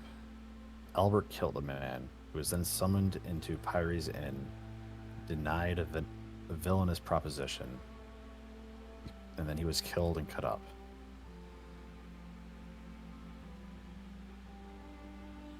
Oh, I missed something in that play. There's another clue in there that I did not write down. I can read it again if you like. I would Yeah. really love to have a written version of it I can read. That's what I really want. Well, let me just copy and paste from my physical book. That would be a picture. Take a photo. You're right. That's oh shit. Technology! Yeah! Copy. What would I do without you guys? Probably have more sanity. Possibly less. Because our voices would be the voices in his head. Oh, you poor bastard. You would have to join the other 30,000 of them. As a DM, I imagine there's quite a few. Getting them out's probably helpful.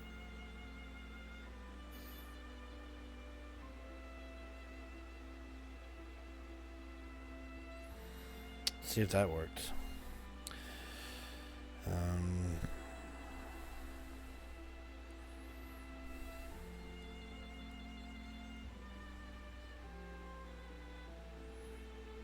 Nope.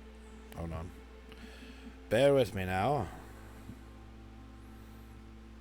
I You should do. probably call animal control. I don't know what to do. I believe in you. Also, four chats, I think, been left on the wrong screen. Oh, have they? I'll pay Aw. attention eventually. Nah, they're.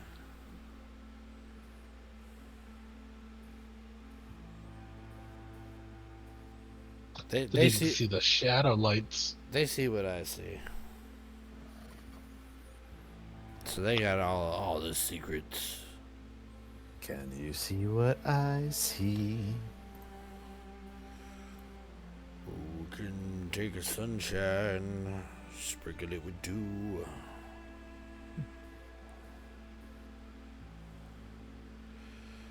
Pow! Right in the kisser. It's in the My Oh, God. damn. Hell yeah. Well, how did you get just the words? You can copy and paste straight from your dude. Yeah, it's like physical book. it like did a little box on the camera, As a PDF. and then it was like tap and highlight. So I was like, shit, I highlighted. So fucking technology, everybody, give it up. Copy Tech is paste. awesome. So while you guys are reading it, Awesome. I will read it out loud again. A young man wanders through Europe, seeing things few people are fortunate enough to witness. He dances with queens and visits Versailles. I forgot how it's pronounced. Versailles, and the Palais Royal. There, people perform his plays and praise his name, and life dances along like a dream. But the People's Revolution sweeps the land with grenades and fire, and those who were playing and singing end up dead by the side of the road. The young man flees the song of the guillotine. Our hero returns home to a city in the north. He walks through its gates without shoes, poor and mute. The house where he was born is burnt to ashes, and his family is missing. He kneels by the side of the road, begging for coin, and no one knows that his name was once sung in the palaces of Europe. Suddenly, he sees things no one else does. Creatures creeping, flying, and crawling, as the invisibles reveal themselves to him. When he points them out to others, he is mocked and beaten. A man picks him up from the street and has him bathed and clothed. The man's name is Albert, and his mansion is a place of love and song. Our young hero performs his plays and sings to him for days and nights, and they eat fruit and drink wine. Albert introduces his friends. In the young man's dreams, they are all dancing together. But the dreams lie. It was you. You brought me here. You asked me to sit down and talk. So, I'll pause here for a moment. So, as the play's going, this is where like her voice is like now the deep voice of the man. So it's like, it was you. You brought me here. You asked me to sit down and talk. We spoke of the future of the world. I have the right to refuse. You said so and smiled, but then you butchered me like a pig one hangs from the ceiling. You buried my body in unholy ground without priest or consecration. Now dreams are all I have left. I gaze out over the audience at the Palais Royal. I dance with a princess. I eat cake. I look up into your eyes, Albert, and I let you take my dirty hand. You summon me to Pyrie's Inn. You make me a villainous proposition, and I decline. You cut me up. I scream, not wanting to die. At last, you are back. Welcome. If you guys remember, those people downstairs, as they were approaching you, they were saying those names: Katya, Hilma, Albert, Pyrie, as if they were addressing you guys as such. I caught up. Okay. Yeah, so he became a Thursday's child. Albert found him, took him in. Right, and then Albert tried to killed make him a deal, Yeah. which he did not appreciate. Then Albert had him killed, buried him in unconsecrated ground, and now he's stuck in this loop where he's just dreaming it over and over again. Yeah. That means he's not buried underneath this inn, at the very least. Because the priest had said earlier that he's tried to bless this place many times and it won't hold. Mm-hmm. We're also kind of in trouble because our priest is dead. Roll me a learning test, everybody. Or learning roll.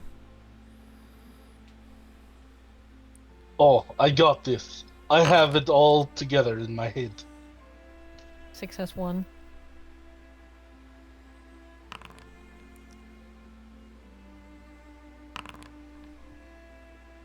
Behold, 1d6 learning. We pushing. Okay. Okay, so it looks like we got a total of 2. Make sure you mark that mental condition there, Johan, for pushing. Yeah. So it looks like a total of 2 successes. So, although I have said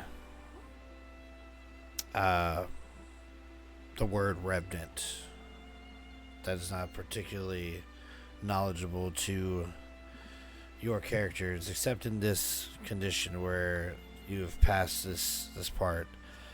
So this feels like it must be the work of a revenant, which is a haunted spirit filled by hate against those that have wronged it in life. Revenants are often invisible, but are known to take shape of a monstrous being with sharp teeth and claws.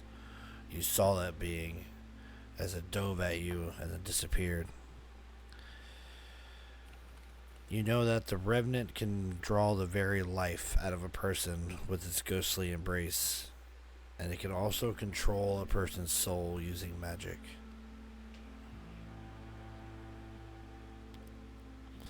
I'm going to give you the third one because you pretty much figured it out yourself. A Revenant can be banished by burying its remains in consecrated ground.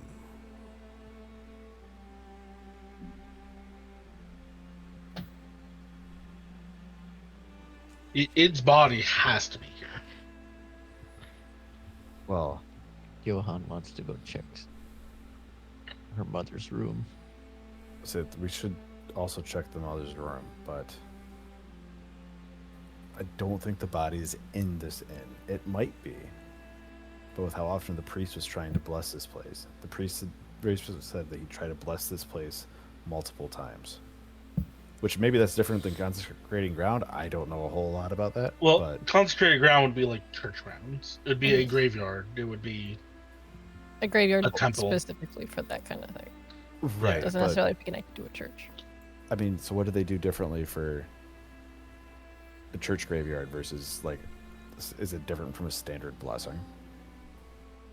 well. Alright. So, Thori wouldn't know this. Chugman knows this. So, like, the whole point of like a church graveyard is it's surrounded with wrought iron. It's hard iron. It's not like a worked iron, because that was said to keep the dead in. That is some fey nonsense there. It is very nonsense. Well, I mean, That's why, like- that's like along the lines to think about in this. Like that, this is back in the time where people thought that. Like, I mean, people were buried with iron grates over the top of them to stop them from rising again. They were also buried with bells, so because there was a lot of mistaken deaths back then, where people were just like, you know, unconscious, and they buried them, and so just in case, I'm fucking still alive. Ring the bell. Yeah, ring the Yep. bell. Yeah, I mean, that's all. Yeah, That's all and they part had of. like mirrors. Yeah, Mirrors it's all- like if you lived across from a graveyard, you would put mirrors up in your yard to reflect the spirits back at themselves, so they would leave your house alone. yeah, it's all. That's what this game encompasses. All those folklore and fables and stuff like that. Like, that's what this game focuses on. Okay. All right. I'm learning. I didn't realize that a church ground was counted as consecrated because it had a wrought iron fence. It's not just that though. There's also Well, some- yeah, but yeah, you that's a know, large part of it. Well, that's So, what I'm asking for. So the priest- priest walks into it, A priest can, like, consecrate perform- other ground. perform like a holy ritual. he could have been performing, like, trying to perform exorcisms and stuff like that. Okay. Was he a Catholic priest or a Protestant priest? Why don't you go ask him? Well, we would tell by his Technically speaking, I did say collar? collar. with Yeah. me, with you, so. Yeah. Yeah. I don't want to say what he would have been, but that detail doesn't really matter. Okay. All right. It's the well, Bible that was thrown. it's really hard old- by. this Well, I time of mean, year, we're in the Old Sweden. Testament. He's almost like certainly Catholic. If you go down there and pick up his Bible, you notice that it's the Gen Z Bible. Uh, No. All emotes.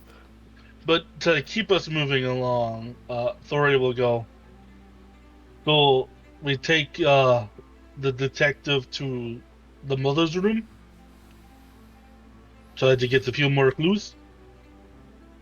Perhaps, if she has a hint in there of where this man's body is buried.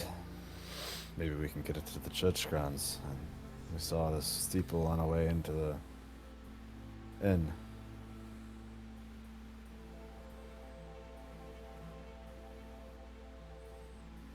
Tori will wince at the steeple, and then he'll go, "Okay, let's go." How do we intend to get back down? The ladder's kind of down there, and we're kind of up here. Downstairs, from floor to roof, how high was it? Dory's a big boy. Tori goes, and then just lowers himself down to the ground. Yeah, it's pretty easy for you to do that. While we're up here, I'd like to kind of rummage through some things just to see if there's anything worthwhile grabbing. Perhaps like the rope on the bucket or something. Yeah, there's really just a bunch of like debris and stuff. Like, I mean, all this stuff is kind of aged and dated. A little peek behind the screen. I got this map from somebody who created it from Reddit. So what you see here is not really like synonymous with what's there. Like, I don't think the cheese wheel would be put up in the attic, but it's just to show that there's a bunch of stuff. Well, I just figured it was kind of the idea that like Sophia just uses this place as like a runaway spot from her dad. Yeah, I mean, you can see like the area that you guys just were in, where like the theaters, is completely clean. Like all the like past the curtains, completely cleaned. But all this other stuff is kind of just shoved over here. Like the broken spear.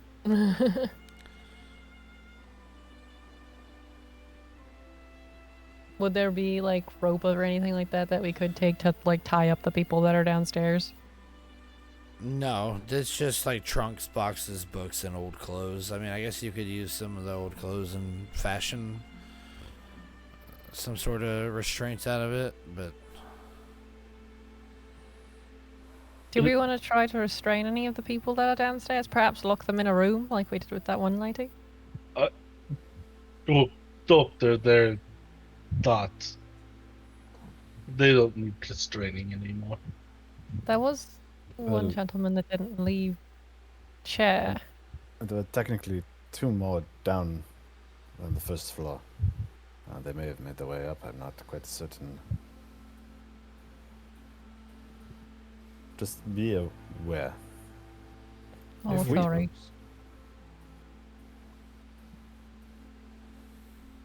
If we crack the trap door, can we see people? oh, Thor's already down there. He's already Oh. said he lowered himself down there. So whether or not you Yup. guys, he imagine puts the ladder. Yeah, he props Back a ladder up. back up. Sorry, would be a dare and put the ladder up for me.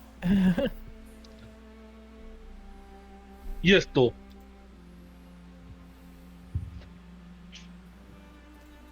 Sorry, Before we'll we- turn and face away from the ladder so he doesn't look up.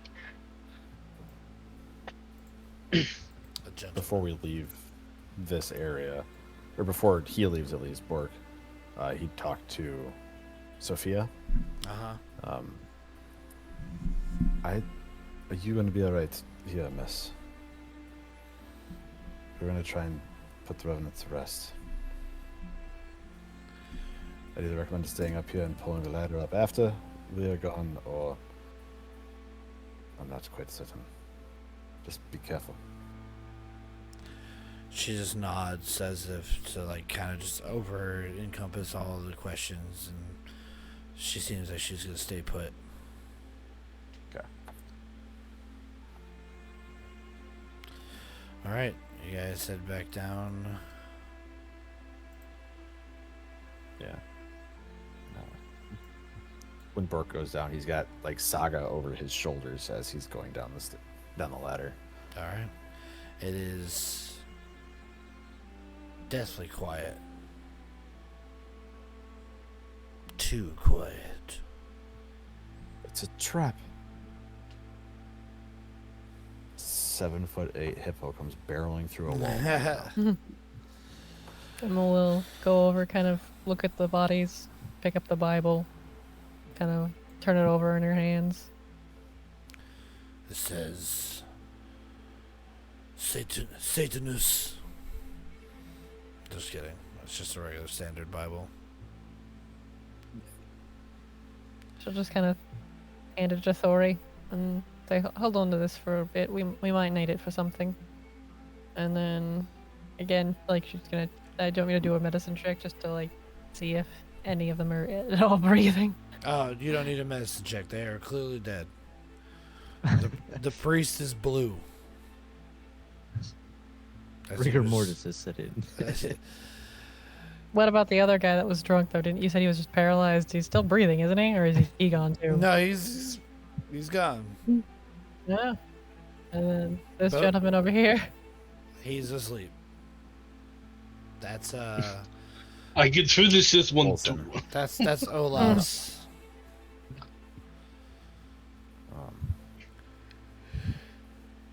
And Olas did not wake up the first time, Nope. so he was just put to sleep. He was also a Thursday's child. And she, I think, is the daughter of a third. Sophia was a daughter of a Thursday's child. I think maybe we're immune to being possessed. Maybe. Maybe. Either way, I'm going to be slightly inconvenient. I'm going to put... I imagine these chairs are raised on legs. So I just want to put the chair over him so it's not like... He's not pinned by the chair, but if he sits up too fast, he's definitely going to like catch himself on the chair. There you go. Just to be inconvenient. You spend the night at your friend's house and he forgets to give you a blanket. Exactly. We roll him up in the rug on the floor. But There this you would, go. this would be the door that Sophia was referencing. Johann will go and unlock it. Unless Sophia lied to me and this wasn't the key. No, it unlocks. You hear the click. I want to keep an eye on the stairs and the other rooms waiting for the other people I saw earlier that were still up and mobile. Just Thor keeping an didn't eye out. join him in that. Anything catch Johann's eye as he walks in? One moment. There's a lot of stars. I need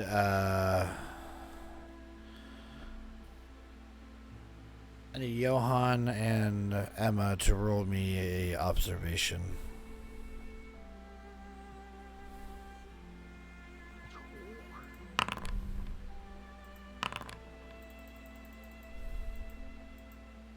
One success. None. Okay.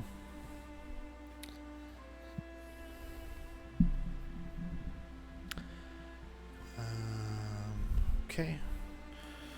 One moment, please. Mm-hmm.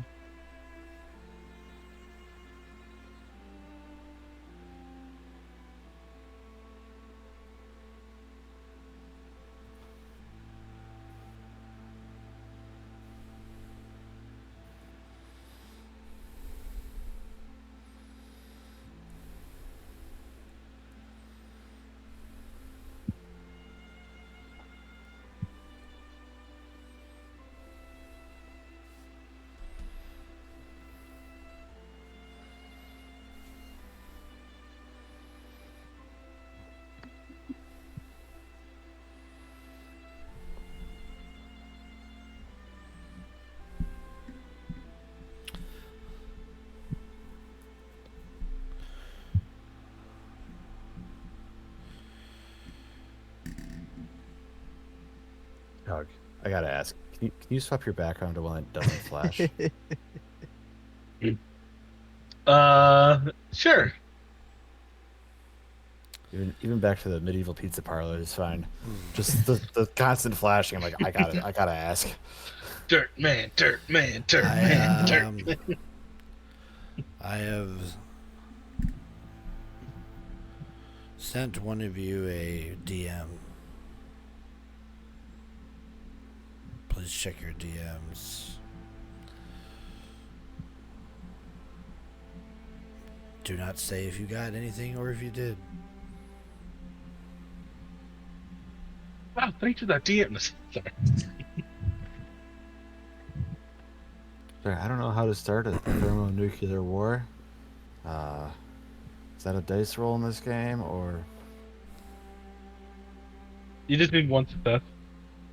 I believe that was the 29 that he rolled. Ah, that was Chuck. I still got the same amount of successes as 9 dice. I think it was Oh, is that- 11, wasn't it? 11, yeah. That's why I used my advantage. I did find it wild that you rolled 29 dice and only managed to succeed 3 times. My superpower. Gotta stop throwing those weighted die, man. So Emma, go ahead. upon failing, gonna get kind of like she's gonna get really huffed. Like you can tell that she's really irritated, and like seemingly wants to hit something, but is just kind of like in that position, and she's not gonna like do anything for right now. So you guys step in here. Johan, you have your head gets kind of swimmy and your vision goes kind of blurry, and you're no longer standing inside, but you're outside, and you're watching as a body is being buried in the dirt, clearly unconsecrated ground, and then you snap back into this room.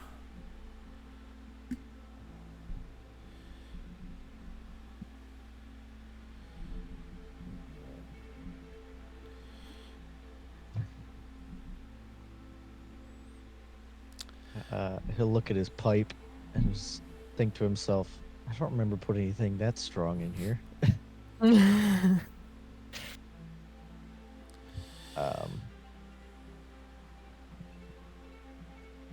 Would he know just based off of that vision, like the area? No, definitely not.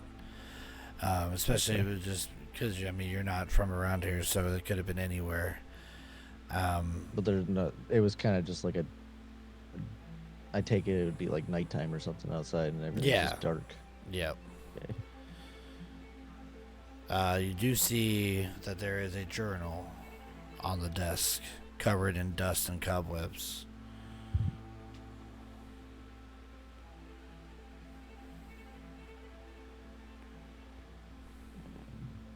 Guess we go investigate the journal. As he steps away, Emma's gonna grab his scarf and pull. Grab his scarf and pull. Mm-hmm. All right, it sounds like a pose force.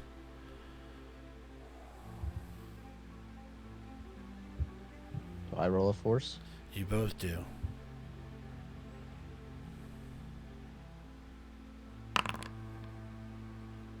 I fail. I fail. All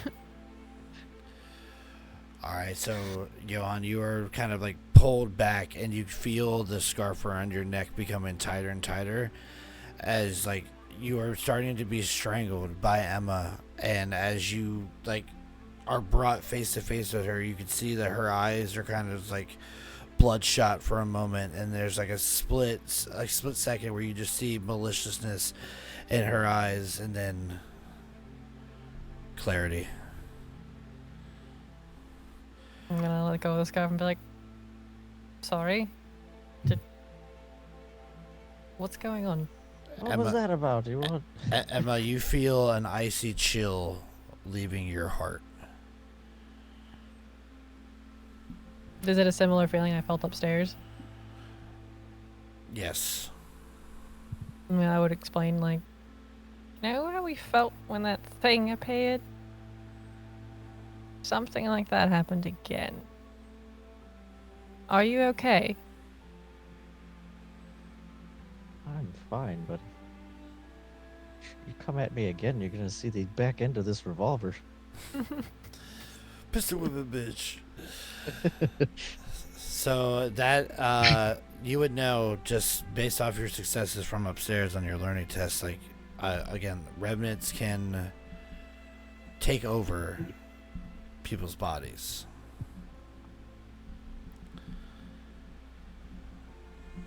Obviously, we're still being hunted. Try to keep your mind clear. Do my best. All right, so the Scared of journal. it hitting Thori. So bad now. I'm scared of it hitting Thori. Oh yeah, Thori, do a force check against anyone. Breaks them in half. All right, this looking in the journal. I'm gonna send you guys these journal entries and have you read them. So this will be in the video chat. They are dated. Here's the first one.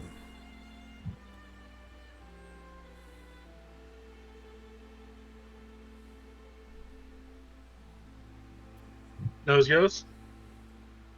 Well, I think we have to read it, right? Let's see. Yeah. I'll take it. Because I'm going through it. I imagine he means he wants us to read out loud for chat. Yeah.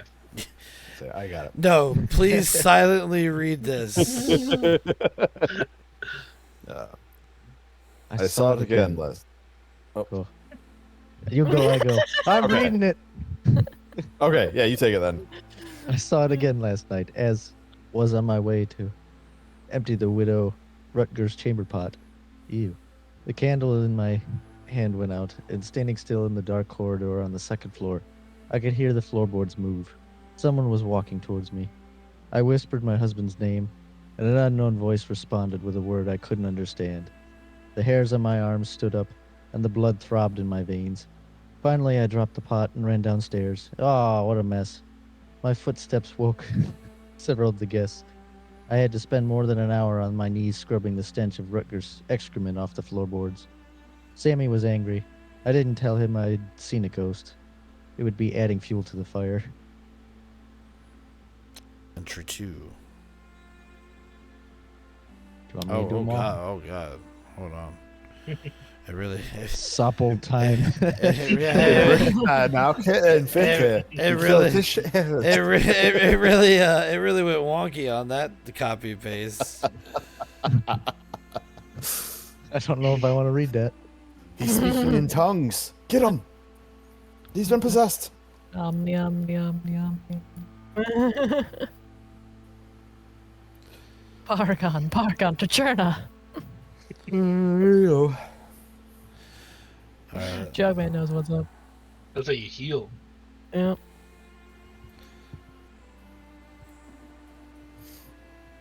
Yeah, it's a little better.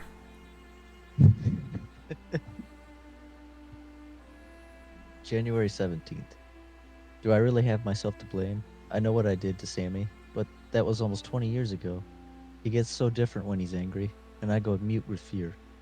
Whilst he demands answers, perhaps I should know better than to upset him. But all I did was suggest that the sudden falling apart of the inn might have occult causes. I definitely shouldn't have mentioned the ghost. Now I won't be able to show myself to the guests for a week.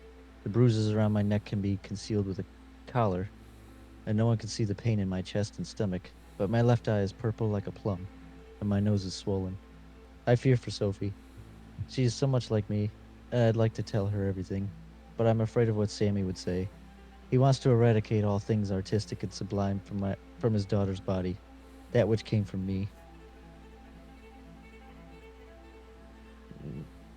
Did we hurt Sammy? Because if we did, I don't feel bad.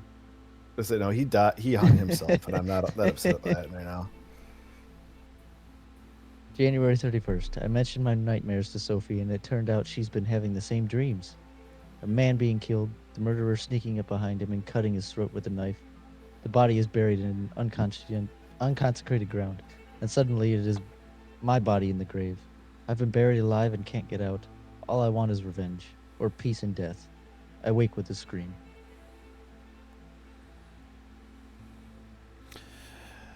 I'm I'm going to read this next one because it's being a pain in the ass for me to copy and paste. The fourth time I saw him, I understood what he was whispering. It's not a word, but a name. Pyrie. After spending several days pondering the matter, to Sammy's great annoyance, I remembered where I'd heard that name. Sammy's grandfather, who used to run this inn, was named Pyrie Harula. There are lots of old letters in the attic. Among them, I found a stack of messages, all signed with Pyrie's name, written in code and addressed to someone in Uppsala. The code was easily deciphered, and now I've shut myself away in my room all morning, reading Pyrie's love letters. Sammy is furious that I've neglected my duties. He's banging on the kitchen walls and throwing saucepans against the floor. Poor Ingeli. And now I should be able to copy and paste the rest of these. What date was that one you just read? February 7th. All right.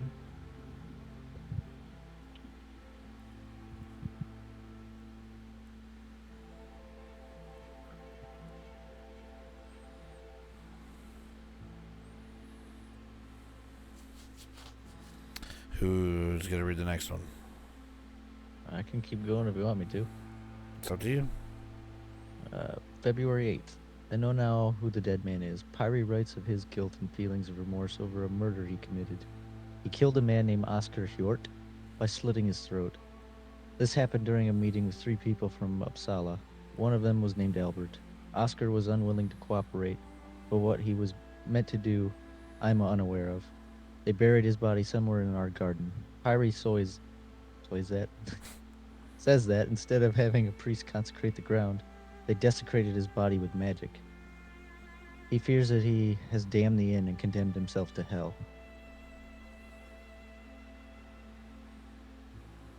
March 1st. Sophie has been quiet and withdrawn for some time now. I sat down to talk with her and she told me that she dreams of setting up a theater. She wants to put on shows here at the Witch Cat. I think it's a brilliant idea. I have sent an invitation to the Troll Dreams Theater troupe, mostly to attract customers, but also to inspire Sophie. They will pass through here in early April. This time I won't let Sammy get it his way. 2 more. March 19th. Sammy saw the letter from the theater director. And as I'm writing this, I have hid in the stable like a naughty child. He hit me with a fireplace poker. Everything went black and I woke up on the floor. I lost the feeling in my fingers of my left hand, and they are still numb. Blood, saliva, snot, and tears are running down my face. So I need to keep this paper away from my body to avoid staining it. I'm so scared. And the last one. April 3rd. If I stay here, he'll kill me. Tonight I'm packing my things and I'm taking Pyrie's letters with me. I'll show them Sophia when I come for her. Perhaps we will return to the Witch Cat one day when Sammy has died or come to his senses. Then we can go looking for ghosts together. Damn. So we go bury Oscar in consecrated ground and throw Sammy's body in the hole. Do more than Unfortunately, just throw it in the hole. unfortunately, I think we need to bury Sammy on consecrated ground as well. Otherwise, you'll have a more angry revenant.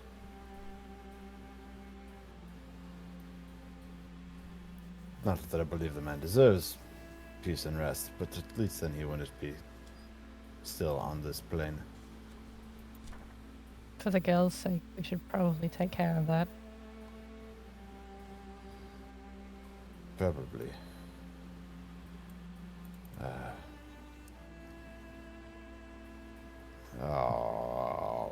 Is Sammy's body still in his room? Actually, Emma was gonna get real mad at that letter, and she was gonna go storm in there. And then her intent was to spit on his body.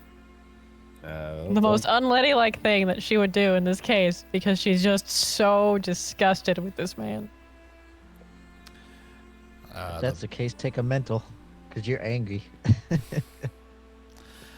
The body is in fact still there.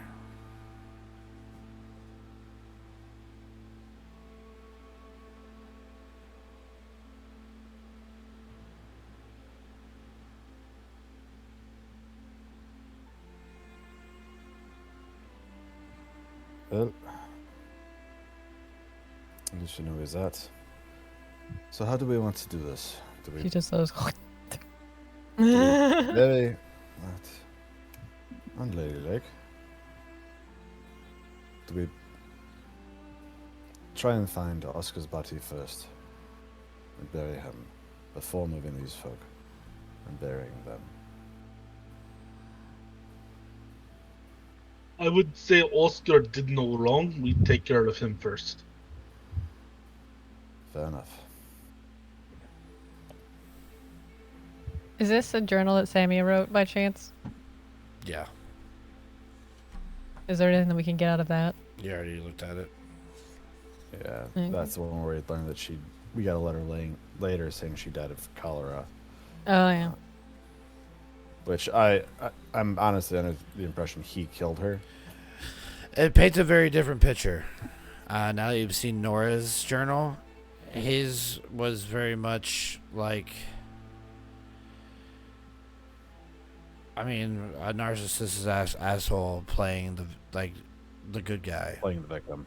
Yeah. Yeah, like why did she run away? You know, shit like that. Like what could I have done to make her feel so? And then now you know what he could have done.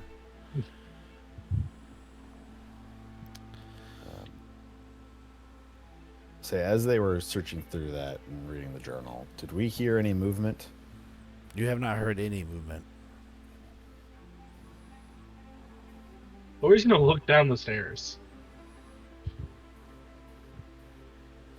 Darkness. There's not two crumpled dead bodies and the two wounded NPCs that took 2 wounds each. No. That's good. Should Is we it though? move the bodies in case the girl comes down? I don't know if it's appropriate for someone her age to see this. Probably not a Lock bad them in idea. The longer we take, though, the more likely the Revenant could take someone over, right? This is the rumor. Maybe a little spook would be preferable to, dying. Let's just see if we can't find Mr. Oscar. Lay him to rest properly, yeah?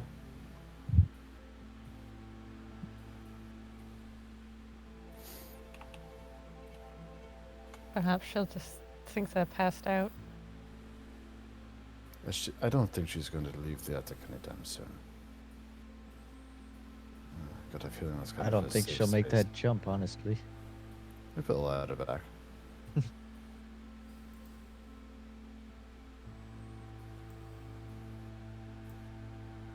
And downstairs we head.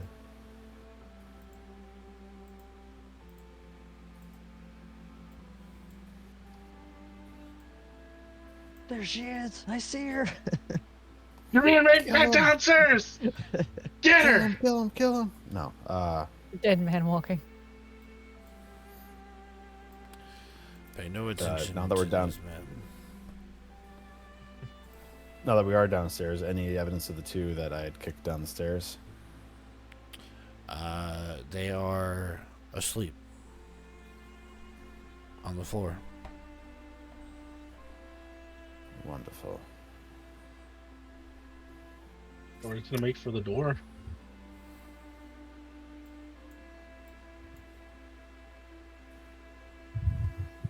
Keen observer. Thing I noticed while we were walking in last session was a garden, actually.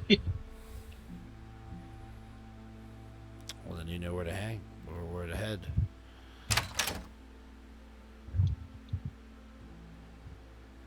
Holy believe so. Looking around the room before I leave here, Are the fires currently lit? I know everything went dark and blue when we They're ran still upstairs. blue. Okay.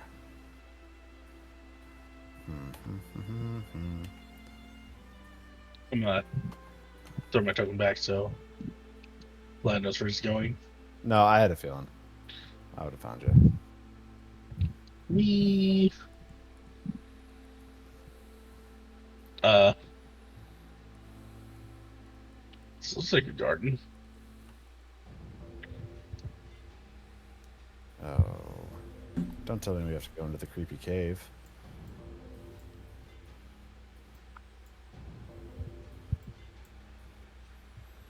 How would you have noticed this last I- session? I noticed the well and the trees, and I figured this the garden was in the backyard. And now I'm like, well, this doesn't look like a garden at all. As you Down guys the well we go. As you guys make your way towards the back into the garden, you can hear whispers on the wind. Again, rain is still pouring down around you, but you can still hear these whispers, and it's so unnatural that you can actually hear them.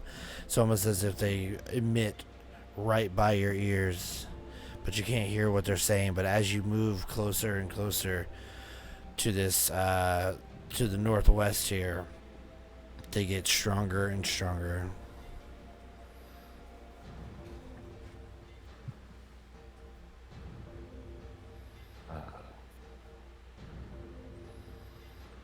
Can we can't quite make out what they're saying, right? Not yet.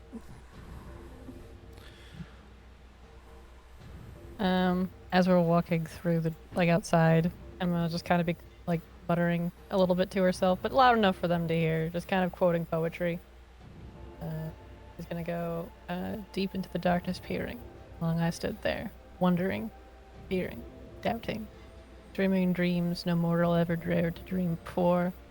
But the silence was unbroken, and the stillness gave no token. And the only word there spoken was the whispered word, Lenore. As this I whispered, and an echo muttered back the word, Lenore. Merely this, and nothing more. She's gonna start quoting the Raven. I wish inspiration was a thing in here. Quoth the raven. Never before. You guys, what are we doing? Saga is nose to the ground, staring daggers down this path. Yeah, Bork is probably muttering under his breath to Saga, search. Find him. And then he's going to follow Saga as she tracks down whatever she can and listening to the whispers and just trying to find where he needs to be.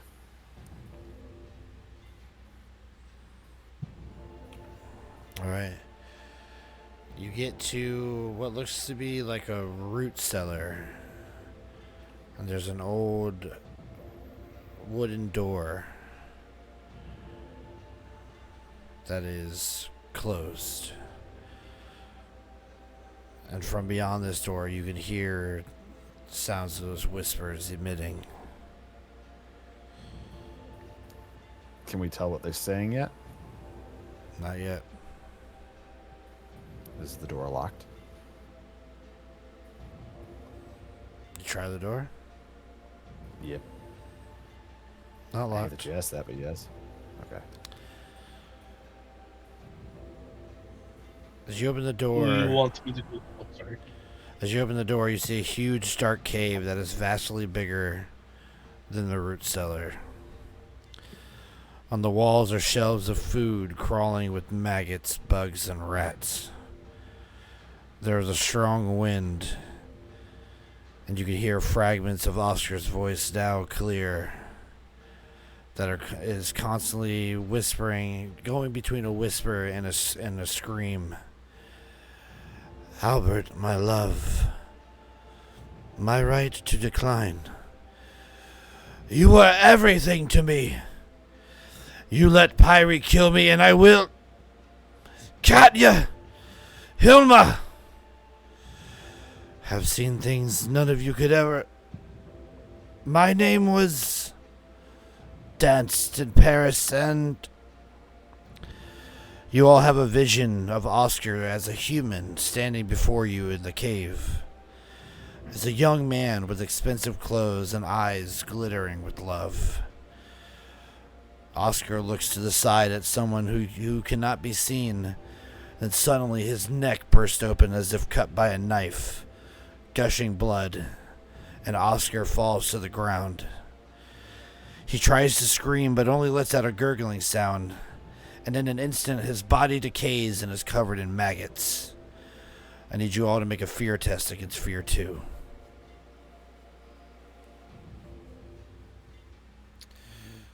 Scratch that as fear 1, because you've seen Oscar.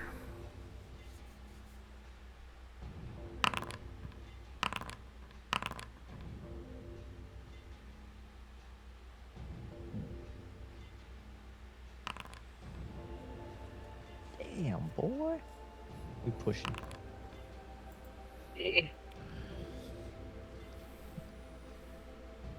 Alright, don't forget to give yourself a mental when you push yourself.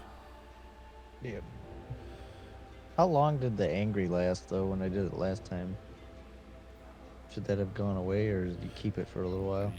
Once you have that condition, it stays with you until you cure it. Oh, okay. It's not like... You gotta use Alright. like your memento or something to Yeah. get rid of those. Yeah.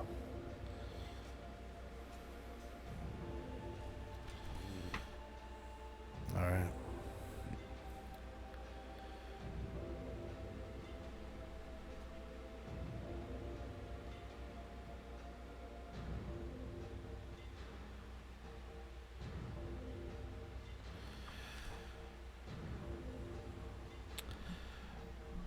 Alright, how did everybody do? Everybody pass?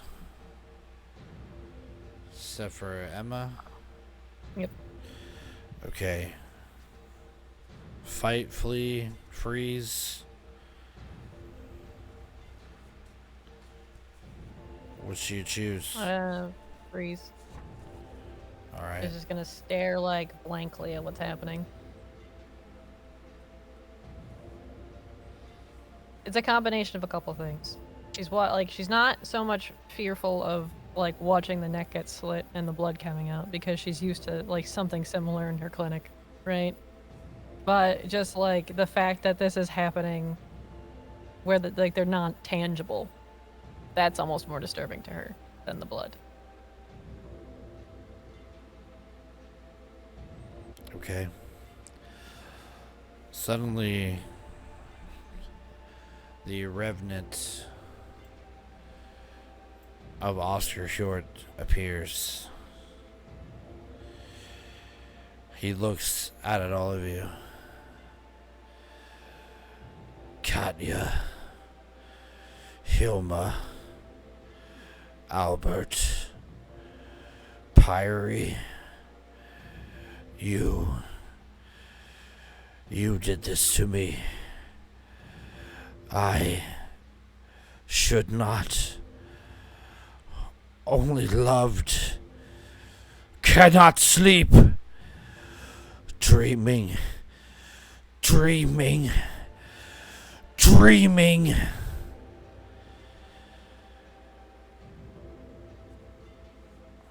There's a flash of lightning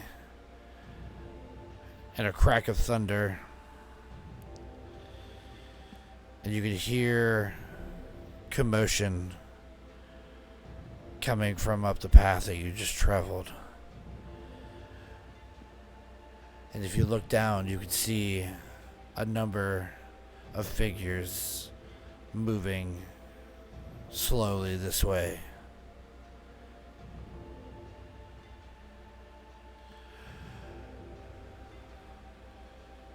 What do you do? Is the Revenant there? He's standing there like in a almost like ghostly form above like the spot where you just saw that vision.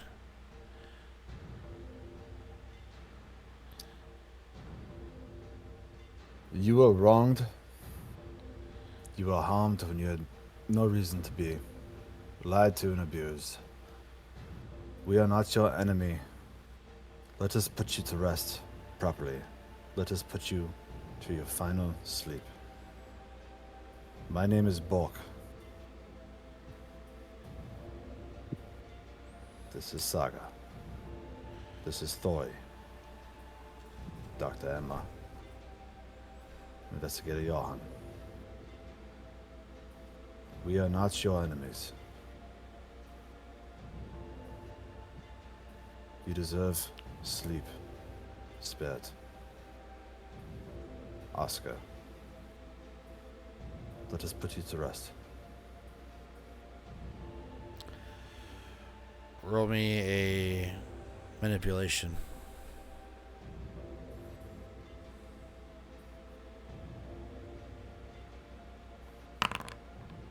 One.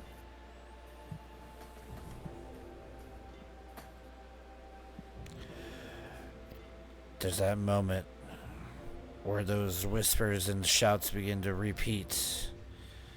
Albert, my love. My right to decline. You are everything to me. You let Pyrie kill me. Katya, he looks over at Emma. Hilma, he looks over at Thori. Dunstan Par... And then he almost has like a moment of clarity. And he looks at his hands. These are not my hands. What has become of me? You are not Katya. Hilma. Where is Albert? Gone. We are not those who wronged you. No, We are not. you are not. There's a moment, and maybe Johan staying at the base or the back, kind of looking at these people shuffling forward. Suddenly, they just collapse. No, you are not those who wronged me. Why are you here? We wish to help you rest. To bury you in consecrated ground. Help you find your peace.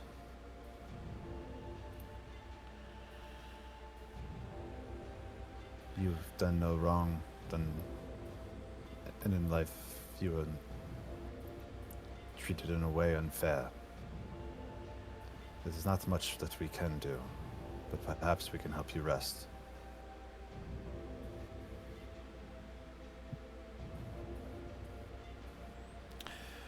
The remnant begins to weep, sobbing loudly. There's a shaking of the root cellar as its body descends into the ground, and then it's silent.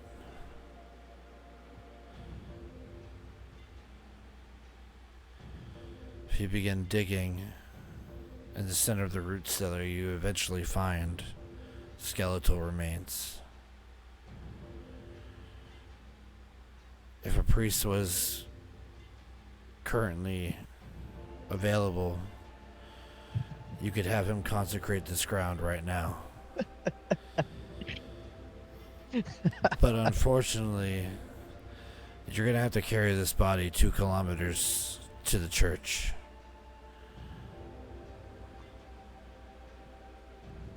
Tori will bundle Oscar up gently.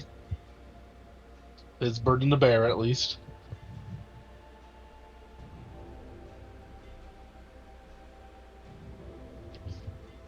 Yeah, and with as much respect as he can put into the act of bundling up a skeleton into essentially a burlap sack and carrying him 2 kilometers.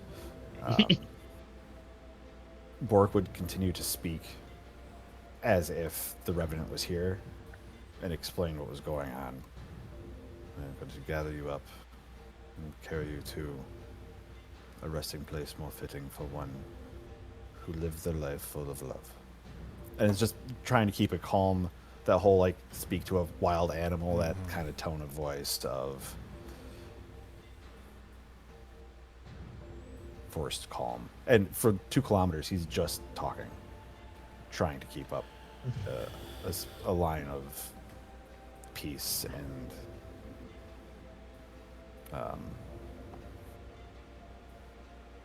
somber. He's just trying to be in this moment and let the spirit know they're doing everything they can to help them rest. So you, Emma will go probably ahead. do. Emma's a follower of the faith, as you kind of discerned when she greeted the priest. So she'll just kind of, like, she's been to a couple funerals. She'll say like a prayer or two as they're walking. Like eternal rest grant upon them, O Lord, and let perpetual light shine upon them. May their souls and the souls of all the faithful departed, through the mercy of God, rest in peace. Amen. Just trying to, like, calm the spirit of the dead. Like reading out of the Bible. I mean, You she's got the Bible there. She's kind of skimming through pages.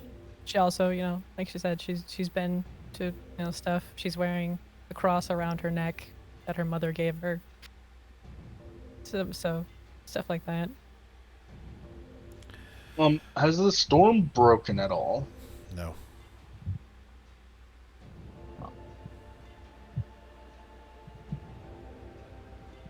I think Thori, in his own way, will be just kind of. Well, they're having, like, more, like, very gentle conversations.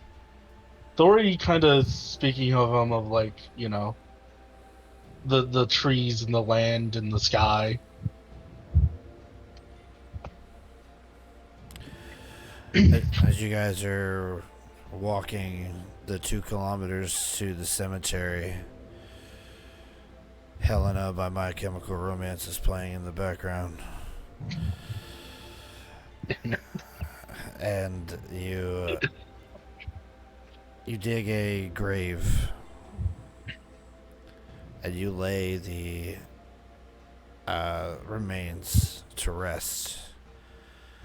And as you are digging this grave, you can see Oscar's spirit watching them gratefully from the distance. As you lay him to rest and say his final rites, you pile the dirt back on, and almost suddenly, with the last shovel of dirt, the storm breaks. You have successfully banished the Revenant and laid him to rest. May he forever be at peace.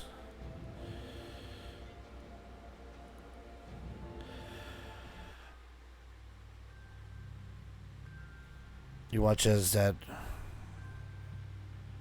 ghostly visage of him disappears with a smile.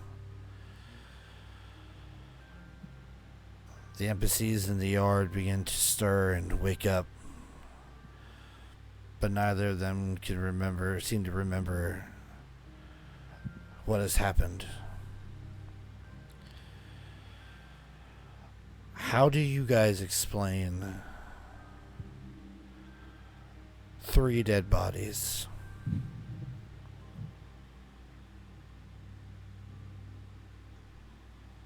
Self-defense. Well, there is the Sammy went mad, killed 2 people, and then hung himself route. So it was There either, is. there's either that or the drunk had gone after the priest, and Sammy did. hung himself individually. We have evidence that Sammy's violent though too in her notes. Yeah. That's true. I think that would be the cleanest way to go about it. No, that is the dirtiest way. The cleanest way is for Thori to fess up. Oh, They attacked him and he defended himself, but that I is meant how you get like arrested.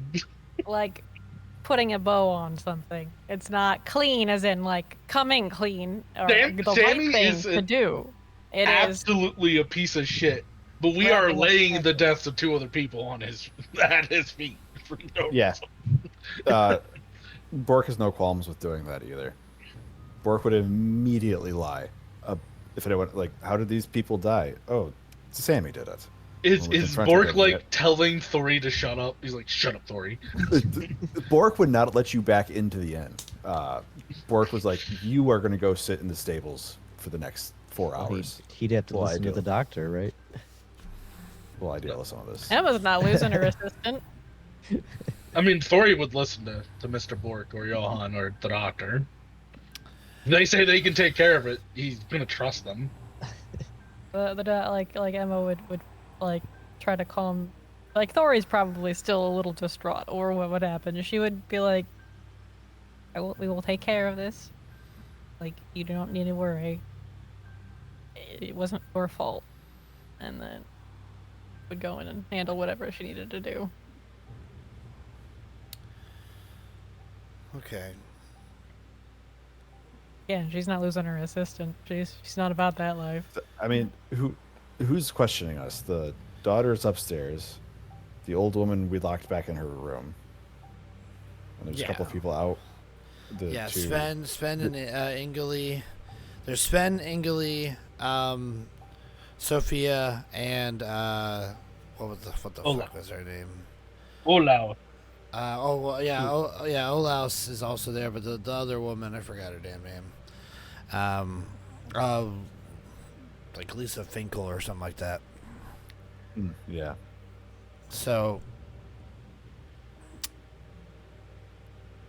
do you guys like tell Olaus anything that happened? If we can get Olas alone and away from everyone else, he's the one who brought us here. Mm-hmm. So yeah, we'd mentioned that a revenant was in the building and possessed people and caused violence and pain. Yeah. I don't know that I would throw a Thori under the bus. Say, yeah, that kid just We had murdered 2 folk. But he would be like, the revenant did this. Oh yeah, talking with him, he kind of assists you guys as well with kind of quelling. Like, he even goes so much as to like tell the people like, we have been visited by a malevolent spirit who was wronged in their life. He pretty much tells them like we had succumbed to their commands, and like the story is easily corroborated. Like,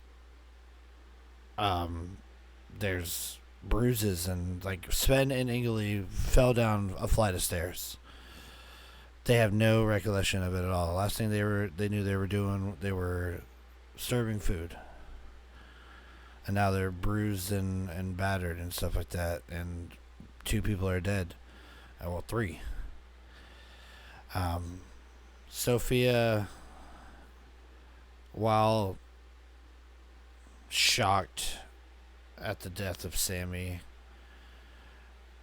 you kind of get the sense that like it's a weight off her shoulder. Yeah.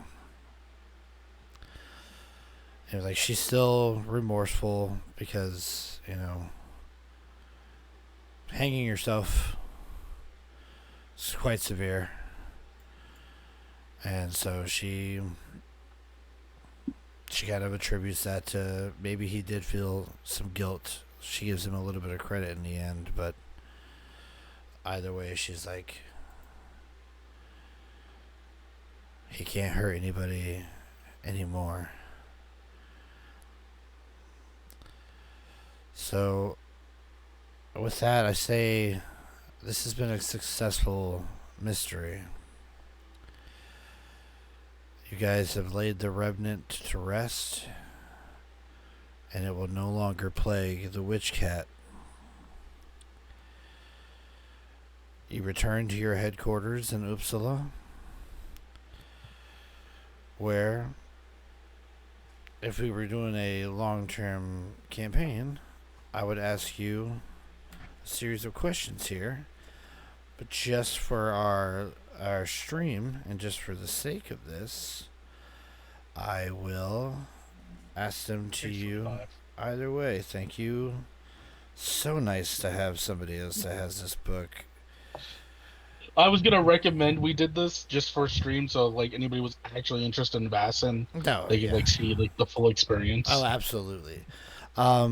So at the end of each mystery, when you return back to your headquarters, I, as the game master, will ask you a series of questions. The first question is, did you participate in the session? You all did. You get 1 experience point. Did you confront any Vaesen? Yes. Another experience point. Did you identify a previously unknown Vaesen? I believe you did. So that's 3 experience points so far. Were you affected by your dark secret? Thor, you were. So you gain an experience point for that. Did you take risks to protect other people? I would say Thori and Bork did. I don't Bork- think I did. Bork definitely protected Saga. Yeah. I don't know. Saga is technically a piece of equipment for Bork. I don't know. And If you that- confronted the Vaesen. You dialogued the Vaesen into. You were the first to act. Yeah, the And fact they that don't- you they the argue. fact that your manipulation when you first were talking with him, that was a huge effect, because if you would have failed that, we would have gone into combat and then you guys would have been dealing with that. So I'll say yes for that. Now this next one is kind of a question that I asked that you give me an answer, and if I'm satisfied with that answer, I give you an experience point. Has your character learned anything?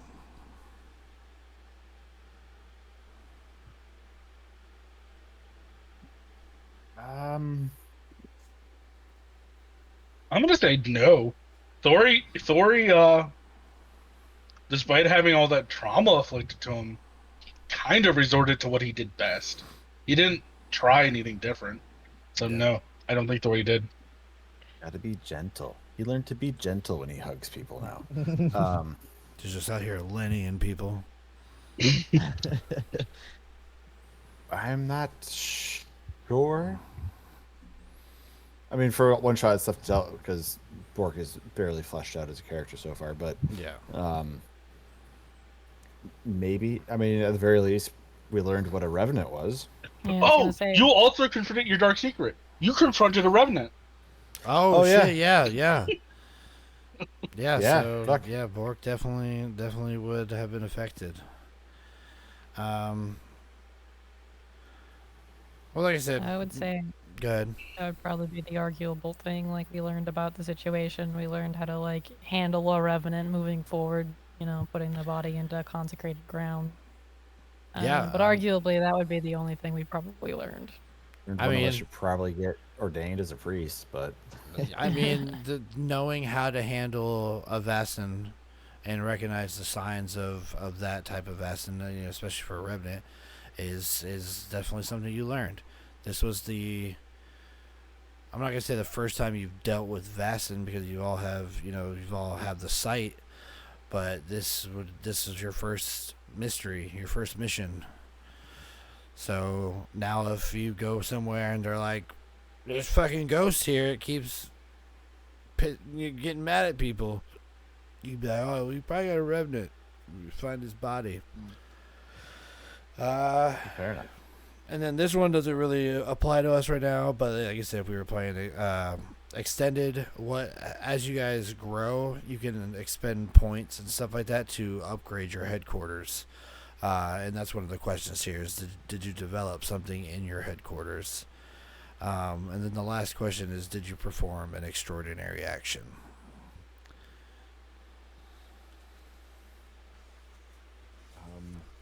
I would I say don't I know. didn't perform anything. And you're not always going to be able to answer. You're not always going to get, experience points for everything. But Thori snapped 2 people in half. That's pretty extraordinary. Mm, I think that's probably the closest we got was Thori fighting two separate Vaesen possessed enemies, but Either I that want to or take it for Thori because again, for Thori, that's bad. it was not what he wanted to have to do, Right. nor is it particularly extraordinary. If Thori succeeded on a logic test, extraordinary. That's fair. So outside of that, maybe talking down the Revenant, but Talking down the Revenant, I think, is a big one. 'Cause I think you also said the right thing to the Revenant. oh yeah, Also, I thought the scene where we're all kind of walking and we're all talking to this corpse, like trying to be like soothing, was also kind of neat. says all the things he wanted to say to the Revenant of his family and wasn't able to. so like I said, I mean, with like continued play, there's things that you can upgrade for your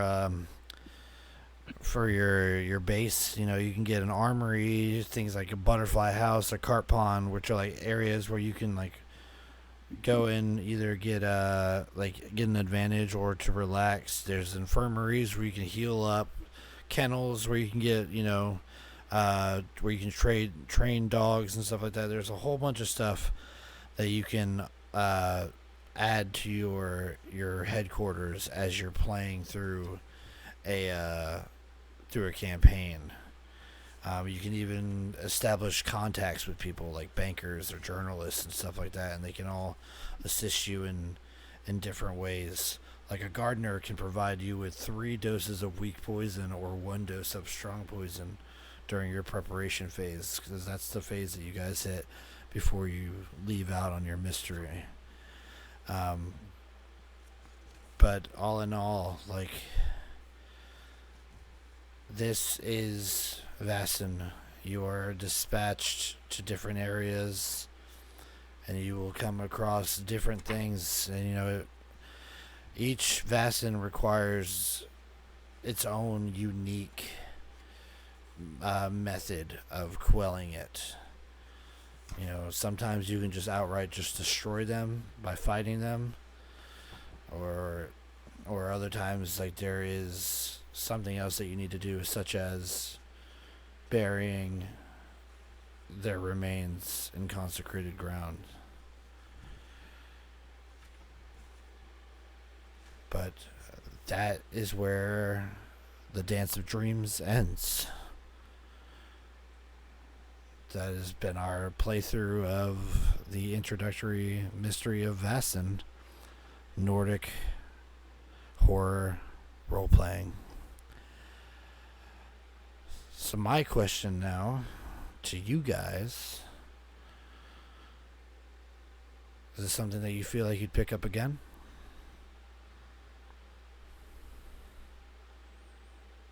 I had a lot of fun. I'm a sub soul though. I enjoyed the mystery aspect of it and like having to solve like the situation, kind of like getting put in, like a more thought-provoking environment for a little bit.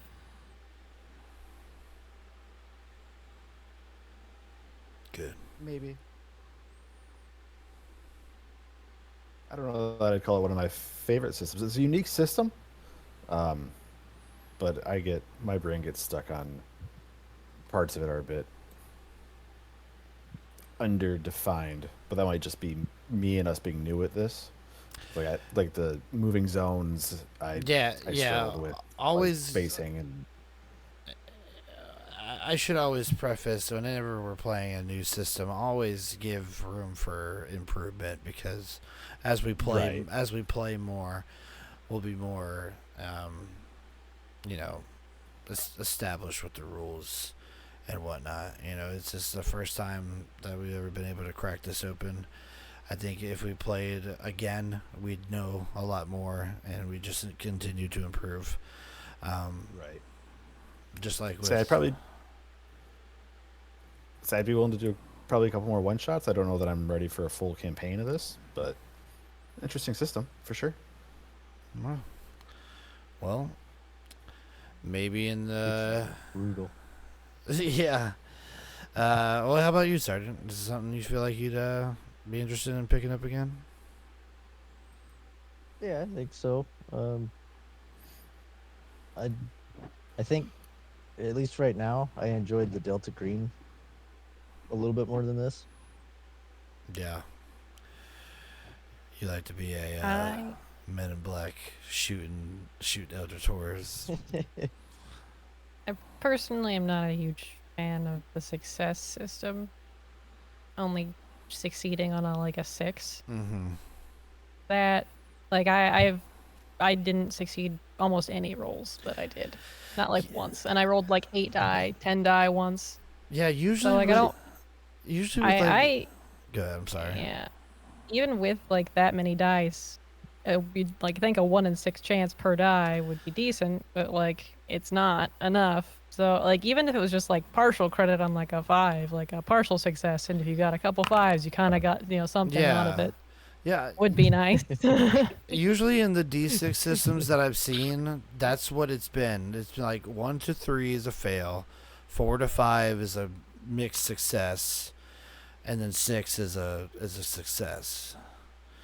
But like this is very like you have one chance Yeah. possibly do something, or you just fail outright. And like the fact that it was that many times seems a bit aggressive. I agree. I do think it's a little weird with how many dice that we've rolled. It's just 6 or nothing. It's supposed to balance out the fact that for most checks, 1 success is a pass. Like, there's very few times where they're supposed to go up because like the highest difficulty is a 3, I believe. So I see what they're trying to do with it, but I wish there were like maybe a talent that says, "Oh, for this particular skill, the one you're really good at, you succeed on a 5 or a 6." Like the doctor being able to be like, "I'm a doctor. This is what I'm good at." Succeeds on a 5 or 6 would be cool, or at least had like a built-in reroll. Yeah, or like in that case, like fear from let's say like body horror would be less. Like him getting his throat slit. Like she sees blood all the time. She's probably like been in a situation where someone came in with that and she had to like sew him back up. Like that would probably not bother her so much as like it would bother someone else. Yeah, and I definitely think an argument could be made in play for something like that. Like maybe a bonus or just like a lowering of the number and stuff. Yeah, all great insights for sure.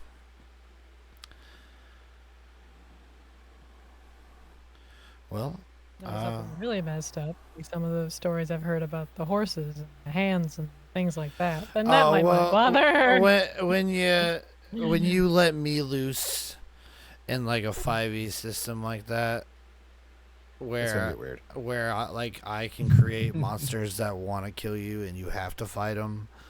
Like yeah, it's gonna get weird. But like even like in like Call of Cthulhu when we played that, like a lot of that was more like playing on the strangeness and just like the uncertainty of what is going on. And it wasn't really so much like there's a monster, you gotta kill him. It was like all this crazy stuff added up to the final like there's a monster. Yeah, I think there was only 2 things of like combat in Call of Cthulhu. Mm-hmm. There was the one shadow dog, and then the final boss fight, and that was it. Yep. Everything else was you see something in the shadows. You're going slowly insane.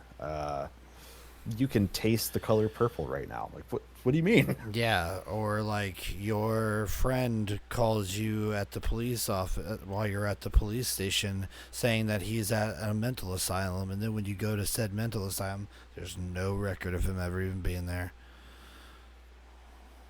But just for you. As soon as you leave the building, now he's there, Yeah. and the doctor exists, Yep. and Or your friends can somebody all talk to him. or somebody pukes up something the consistency of a nice brisket.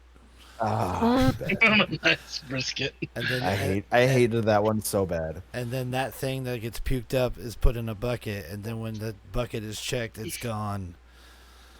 Like that's that kind of thing there. So like,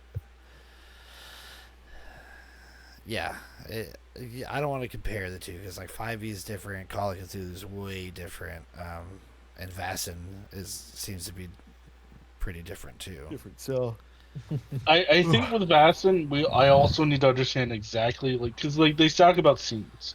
It's meant to be more like scene based. Like Very much you so. spend a while in a scene. Yeah. Um, and that's like a thing is like when you upgrade the headquarters, that's supposed to be like a living, breathing character with you, Mm-hmm. and like you're supposed to have players having scenes in dreams and stuff.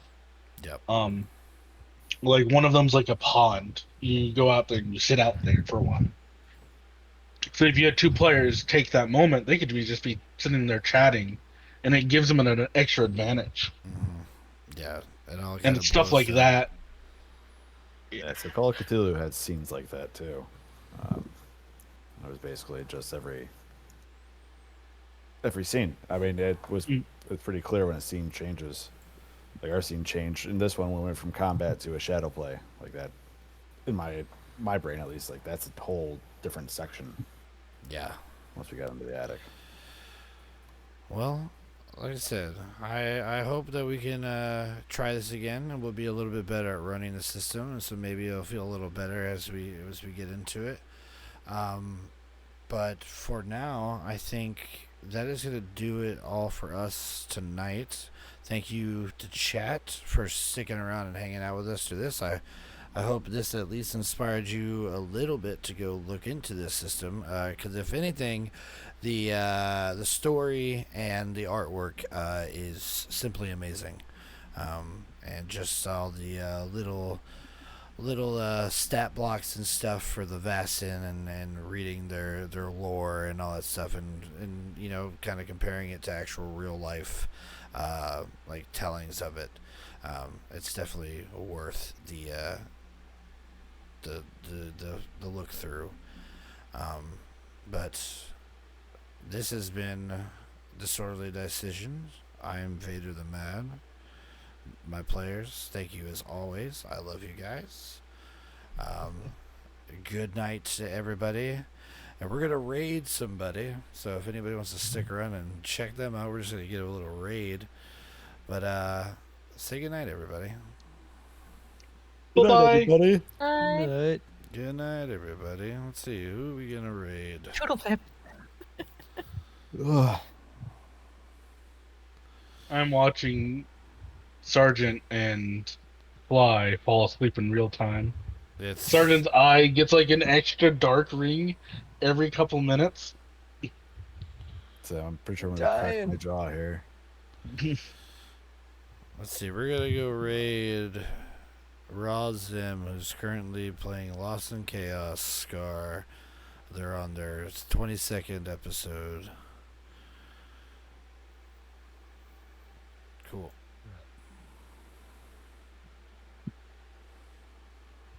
And he's got those Gucci bags going on.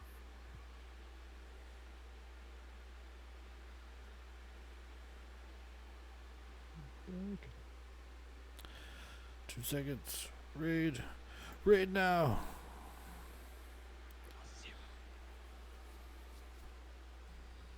Nice. Are we still live? We're about to not be. Bye.